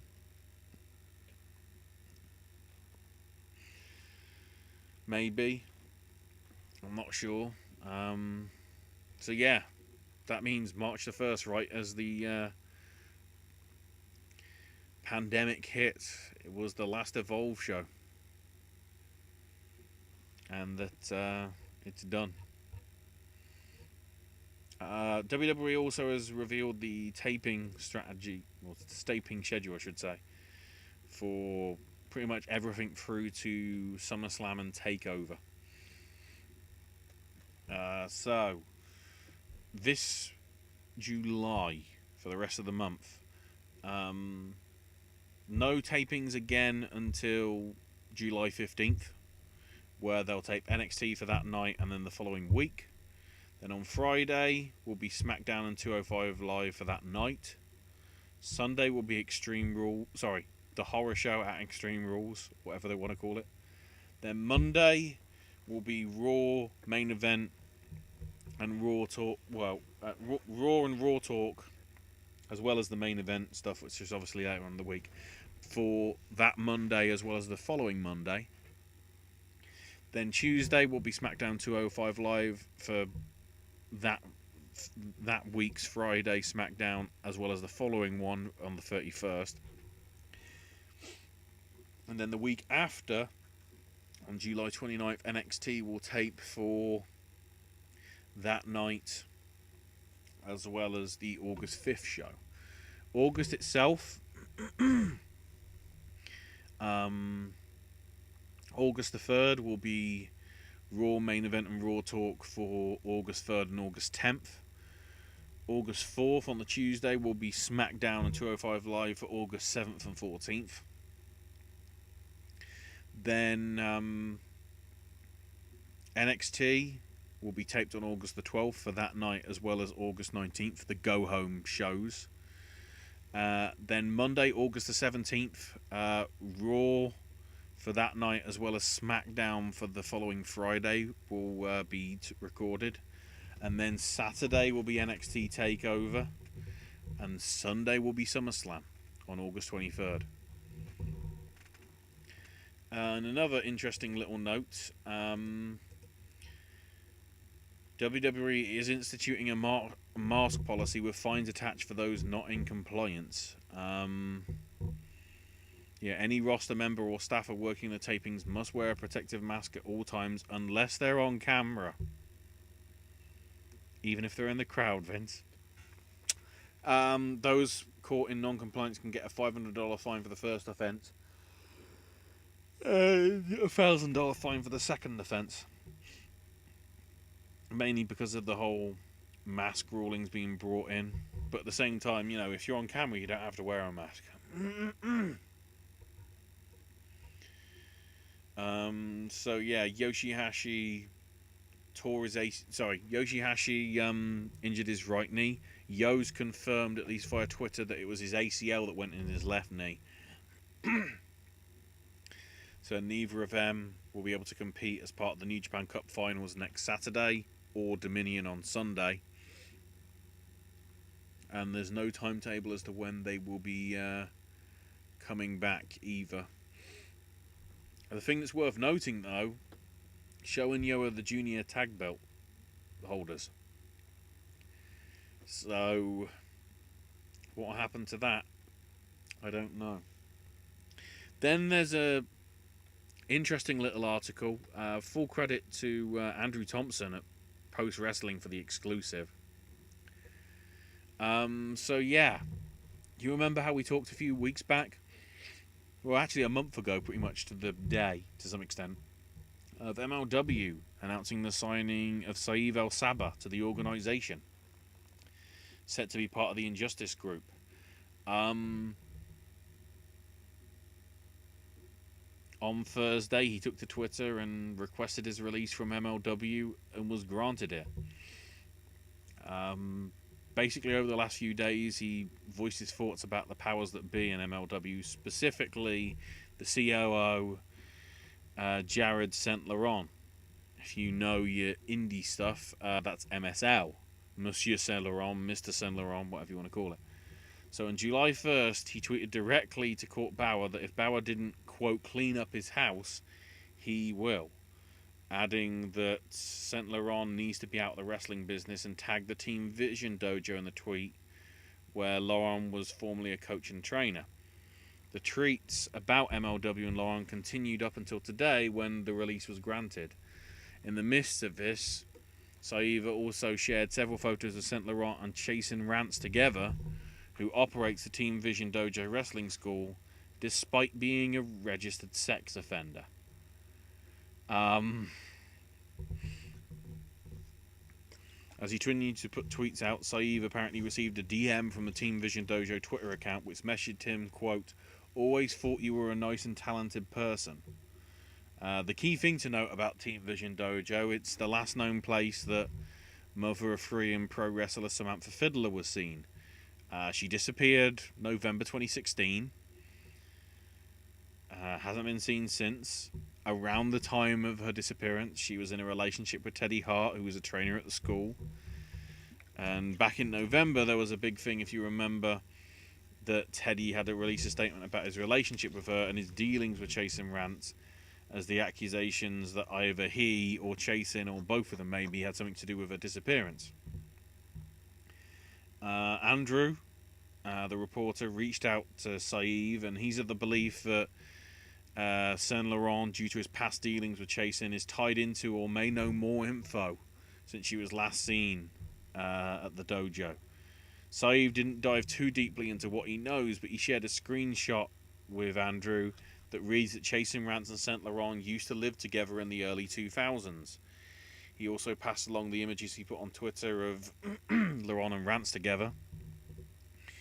And former Team Vision Dojo trainees Dan Kinali and Selena De Laurenta both confirmed that while they were training at the school with Samantha, Saint Laurent was not coaching nor training there at the time.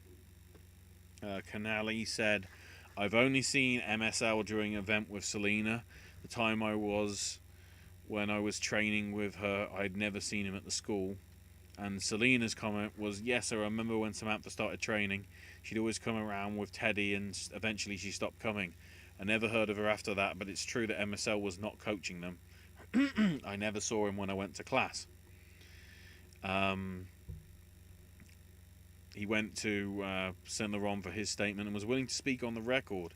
He expressed that he feels bad because he was looking forward to seeing what Saiv was going to do in MLW. As far as his affiliation with Chasen Rance, he's not been associated with him or the dojo in years.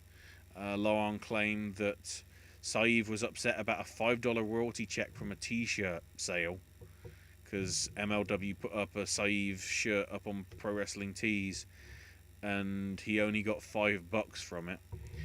Laurent explained that he was not the individual who gave that amount of money to Saiv, and he wasn't aware that Saiv had a shirt because his contract hadn't even started yet. Laurent said that he and Saiv spoke via email prior to Saiv receiving the royalty checks on the shirt, and then sometimes after he received the money, then sent out the series of tweets. Saiv had been working with MLW in the past, and Laurent said that he offered both Saiv and MJF, who obviously went to MLW, the same deal. According to Laurent, Saiv wanted close to $300,000 a year a couple of years back, and felt that Saiv was not a TV property yet, but did have the talent. He also didn't understand how Saiv would think that MLW would be able to give him that amount of money. He offered him $100 per show, and Saiv countered with $50,000 bonuses every few months, and that totaled to roughly $20,000 short of $300K, which afterwards the talks between them ended. Apparently, when the deal was signed, it was for a few hundred a show, and Saiv appeared to be happy with it. And all of his 2020 dealings with him were pleasant, and Saiv was apologetic for what went down a few years back. Laurent shared that a mutual friend reached out to him and said that Saiv wanted to come and work with MLW again. And MSL said that Saiv has been going around telling people that he's going to get MSL fired claiming he reached out to Saeed around the time that he started to tweet about the situation. An email was exchanged between the two parties. Laurent asked for Saeed's PayPal address at the time of his signing, and the exchanges were friendly. Saeed sent Laurent the following on June the 8th, saying, "Hi MSL, just wanted to reach out about JD Drake, who of course recently just made a free agent because of the Evolve closing. Spoke to me about concerns about possibly coming to MLW. I spoke to Court about this and he said to forward you his email. Thanks for taking the time to read this." Following the Samantha Fiddler Team Vision dojo rumours beginning to arise, Saeed stopped working with Team Vision, but had been working them for a year and a half after Fiddler's disappearance. As for Laurent, he claims to have cut business ties with Chasen Rance and Team Vision a decade ago, before Chasen's legal troubles were made public. He continued to work with the school because he felt a loyalty to the students, so he checked in throughout the years to see how everyone was doing. Laurent shared that at the time no one that was part of the school was aware of Chasen's past legal troubles, and he told everybody a watered down version of his crimes. He said that he wasn't around while Samantha was there, which was backed obviously by Selena and Dan, but he did train some students without being paid for it.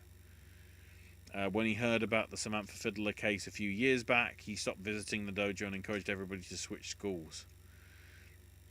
Saeed was contacted to see if he wanted to add anything regarding to MSL's statements, but as of me looking, I haven't noted anything there.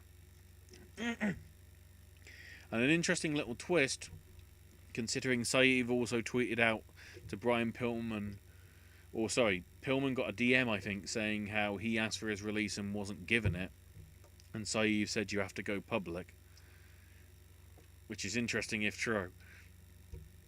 Mainly because Pillman showing up on AEW apparently will be taking on Sean Spears, so of course he's losing.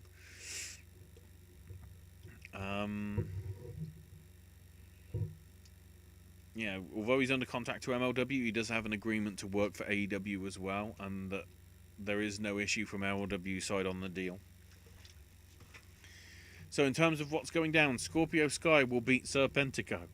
Michael Nakazawa will beat Sean Dean. Frankie Kazarian will probably beat Luther. Maybe. That's the only one that might actually be. Who knows? Orange Cassidy will beat Will Hobbs. Big Swole will beat Rach Chanel. Brandon Cutler, and Preeti Avalon versus the Dark Order. I'm guessing Dark Order will probably win that. And then, because they need to have a quote-unquote tune-up match 24 hours beforehand, obviously, even though Dark's already been taped, the Butcher and the Blade team up with the Lucha Brothers to take on Joe Alonso, Brady Pierce, Tony Donati, and Fabu Andre, where they'll lose. In other little tidbits, Jeff Jarrett's lawsuit against Impact Wrestling and Anthem went to trial this week. Haven't heard anything about it from it, in terms of results from it. Low-Key and Austin Aries decided to say, they don't want to wear masks, which garnered them a lot of ridicule. Also, Rick Bugers, the crazy guy in WWE, when criticised for him taking off his mask while in the crowd, he said, "We all get our brains poked to get tested before tapings now. When the test is negative, I feel okay taking my mask off for 10 seconds to convey some emotion for the sake of entertainment. With facial expression, they might as well have mannequin dummies behind the plexiglass."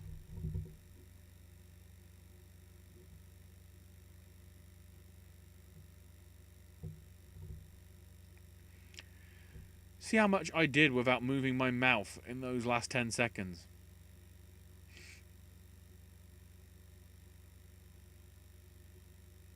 You can do a lot without moving your face. Just, worth noting. The Bella's mum underwent some brain surgery today, earlier this week I should say, for a tumour that was found, but apparently the surgery has been a success, which is good to see. MLW agreed announced an agreement with Wildcat Championship belts to manufacture a line of MLW title belts for people to be able to buy. Court Bauer then also responded to Sports Illustrated and, as you know, inquiring about what they're doing, and MLW will be doing events when it's safe and good to do so. GCW's homecoming weekend will be July 25th and 26th in the Atlantic City Boardwalk, which will be on Fight TV. Bliss's podcast Uncool with Alexa Bliss will be launching later this summer. The big news from Renee, which I thought was going to be interesting.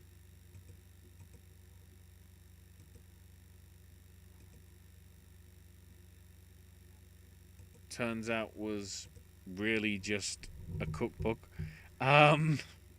Bit of an anticlimax, but there you go. WWE's filed a trademark for Wrestle War, the old WCW pay-per-view, as well as Bella Army. Then an interesting little bit. Weekly Bunshun had an article, which has been translated, thankfully, detailing Hana Kimura's experiences working on Terrace House prior to her death, which has quotes from Hana's mother, Kyoko, saying that Hana basically told her she was being forced by the Terrace House producers to behave more obnoxiously on camera, and the staff were the ones that instigated the ring outfit incident that led to the cyberbullying. The really brutal bit, on May 18th, 5 days before Hana died by suicide, Fuji TV, which airs it in Japan as well as on Netflix, they re-aired the episode of the costume incident, which Hana just so happened to be watching that day. Then also in an interesting little tidbit regarding, obviously, Stardom being now owned by Bushiroad, Kyoko said, I asked Bushiroad for cooperation to find out the truth as to what went on, but they refused and have told me to just hold memorial events and make money by selling goods. Which, if it is a sort of inside thing that has led to this, ooh dear, not a good image. If the producers specifically wanted this stuff and purposely arranged it so that, some people said that the actual sort of the abuse stuff was also maybe started up by anonymous accounts somewhat associated with production or people related to production, which is, whew. God, if anybody did look into it and it did get revealed, whew. Dark Side the Ring, that might be something you want to do, but the problem is then it'd have to be an actual criminal thing. But Cody's filed a trademark for American Nightmare. Billy Gunn's also filed trademarks for Colton Gunn, his son, and Sons of a Gun, which is interesting. The Ascension told WrestleZone that their new names in the indie scene will be Big Con and Vic as The Awakening. WWE Chronicle. We had a 365 showing up today on Richard O'Shea. But Jeff Hardy is going to be part of Chronicle, which will air next Sunday. Also, relating to that, Sheamus will have a WWE Break It Down, which will be premiering on Friday on the network as well. Kairi Sane is no longer included in the graphic for Asuka and Bayley's match on Raw. Mainly because, quote unquote, at least from what I remember, Sean Ross Sapp said that the situation with her in WWE is complicated. She's been sent, she's gone back to Japan now. They were supposed to write her out anyway, but she's gone back to Japan for the short term being an ambassador for the company.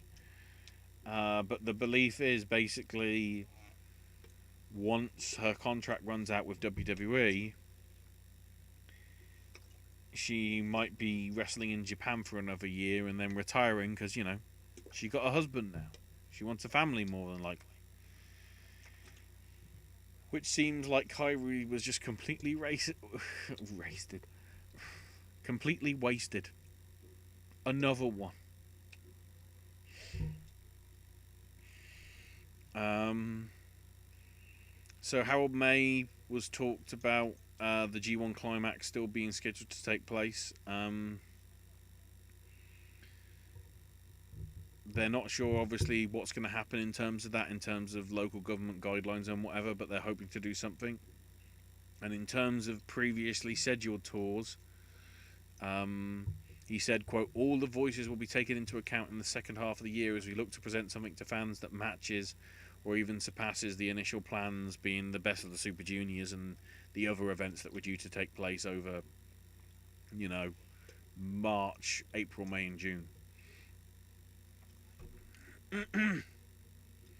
And Sarah Dobson Rowe, the former Sarah Logan, will be making an announcement tomorrow regarding her future plans. She's talked in the past of doing MMA, but I wouldn't be, again, I wouldn't be surprised if she's already said that she was going to take a break from wrestling. So she wants to start a family. That should be pretty good as well. And then in the UFC stuff, wow, this got interesting over the last 24 hours or so. Fight Island just got complicated because Usman versus Burns for the welterweight title ain't happening because Burns, his brother, and another cornerman all tested positive for COVID. And a teammate of Burns that doesn't even fight in the UFC also tested positive. So they had flown from Florida to Vegas, where the testing hub's happening, before flying people onto Abu Dhabi. They are hoping to have Usman and Burns happening on another show, which is at first why they weren't looking for a last-minute replacement to fight Usman. However, things changed very quickly. Jorge Masvidal, as long as there's barring negative COVID tests from he or Usman, he's now stepping in to challenge on sort of a week's notice for the title. Both men are going to be heading over to Vegas, where they need to take another test. We'll probably hear about what happens with that test in the next day or so. As long as they pass that, they'll fly to Abu Dhabi, take another test in the airport, then stay in the hotel. If they pass that, then they do sort of the media stuff, do the weigh-ins and whatever. Have another test right before that on the Friday. There was obviously this was one of the big events that people wanted to see, because they had a verbal altercation doing interviews during Super Bowl week. But after not coming to an agreement in terms of getting the fight done, Masvidal wasn't happy about pay, choosing to sit out despite Dana saying that he signed a new contract, and that Burns basically was an easy and less expensive option when you looked at it. But now, because they're desperate, Masvidal is the obvious choice to fill in. So Saturday's going to be fun in that respect. Brief little bits of news as well. One, the Far Eastern MMA stuff. Then show in Bangkok, Thailand at the end of July, which is going to be their big return, is now entitled No Surrender. So we're seeing TNA pay-per-view names. The Nevada State Athletic Commission will be going crazy. They've approved a number of UFC dates for August. So basically every Saturday in August, which is 5 of them, because it's August 1st, 8th, 15th, 22nd and 29th, will all be UFC shows, either pay-per-views or ESPN Plus shows or ESPN shows, whatever, fight nights. However, also on the 4th, 11th, 18th and 25th, the return of the Dana White Contender Series will be happening as well. So that's getting complicated. Angela Hill versus Michelle Waterson is currently penciled in for the August 22nd card. Sad news this week. Abdul Manap Nurmagomedov, Khabib's dad, and Khabib's original trainer as well, passed away after battling COVID-19 and complications following on from it regarding recent heart surgery. He was only 57. Fighters Only has announced its World MMA Award nominees that's voted on by the public through to the end of July. In terms of male fighter, Henry Cejudo, Israel Adesanya, Justin Gaethje, Jorge Masvidal and Douglas Lima. In terms of the females, Weili Zhang, Amanda Nunes, Valentina Shevchenko, Kayla Harrison and Chris Cyborg. And in terms of fight of the year, Zhang versus Jacek, Usman versus Covington, Adesanya versus Gastelum, Poirier versus Hooker, which was literally only last week, and Josh Emmett versus Shane Burgos, which was literally 2 weeks ago. Why are we doing fights of the... I'm confused as to why we're doing fights of the year when the year hasn't even finished. Just saying. So yeah, in terms of UFC 251 in Abu Dhabi, it's happening at usual time for North America, which means that the show will be starting at least in terms of prelims at 2 in the morning local time in the Gulf. Gulf Standard Time, I should say, in Abu Dhabi. So, the tentative card: Marcin Tybura versus Maxim Grishin in the heavyweights is supposed to happen maybe somewhere. Then on the early for sure on the early prelims, which will be on Fight Pass as well as ESPN and ESPN Plus apparently. We got a bantamweight bout with Davey Grant taking on Martin Day. In the women's bantamweights, Vanessa Melo versus Carol Rosa, and then main eventing that section, the flyweights, Raulian Paiva versus Yaglas Zhumagulov. Some of these names are really going to be troublesome for me. Then the main prelims, we got a lightweight bout with Leonardo Santos taking on Roman Bogotov. In the featherweights division, next, Danny Henry versus Makwan Amirkhani. Then in the welterweights, Muslim Salikov versus Alizu Zaleski dos Santos. And then main eventing the prelims, in the light heavyweight division, Yuri Prochazka versus Volkan Ozdemir. And then the pretty stacked, I will say, 5-match main card. Amanda Ribas versus Paige Van Zandt in the flyweight division, followed by in the straw rates, a big one, and Jessica Andrade versus Fug Rose Namajunas. Then the 3 title matches, Peter Yan versus Jose Aldo for the vacant bantamweight title. Alexander Volkanovski defends the featherweight title against Max Holloway. And then, now seemingly confirmed, Kamaru Usman defending the welterweight title against Jorge Masvidal. As, you know, obviously all this is pending tests and everything. So we'll see. It should be fun. Anyway, that is your lot from me for this week. Yes, we managed to get through it quickly because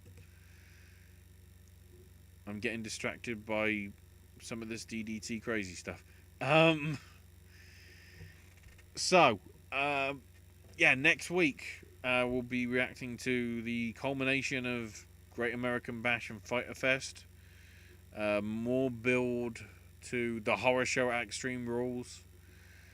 We'll finally know what happened in terms of New Japan, as in who wins the cup, and what happens at Dominion. That'll be an interesting weekend of it.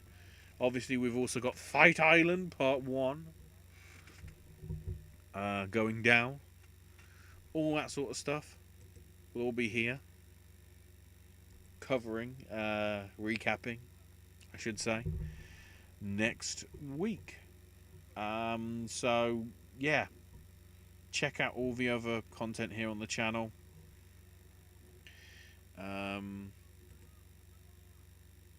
I should probably go to recent uploads so I know exactly what's been put up.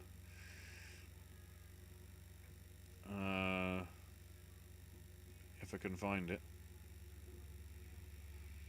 Certainly, I know I've got at least one video in the works coming from me. It's a bit late now, but it's me playing through the 4th of July daily stage on Binding of Isaac Rebirth. Which seems, fair.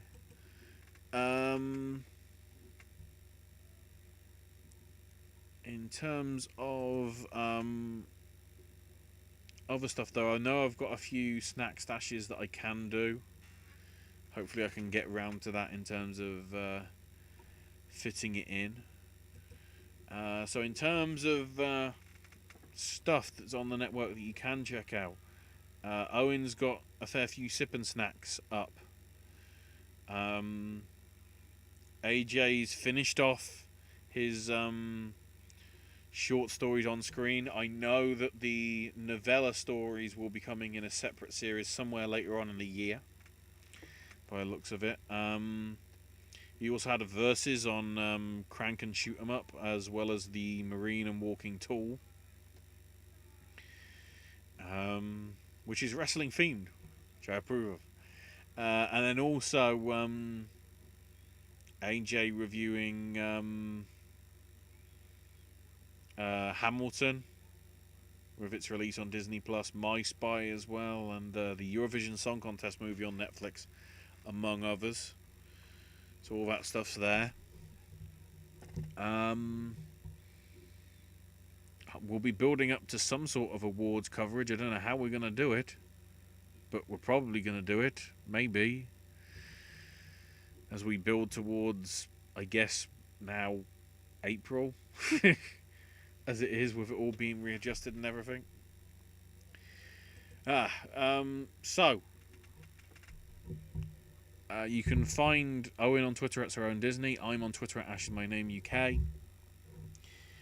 Popcast Network is also on Twitter as well. You can check that out.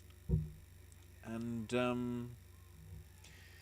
in a world where there are way too many, way too many podcasts, we're just thankful that you checked out this podcast. Thanks everybody for watching. Thanks everybody for listening. Thanks Dennis Stamp. Just generally, just thank him. And until tomorrow, boys and girls, that's all we've got to say about that. Everyone is different. Everyone is good. That's Tokyo Cyber Squad. Yes, sir.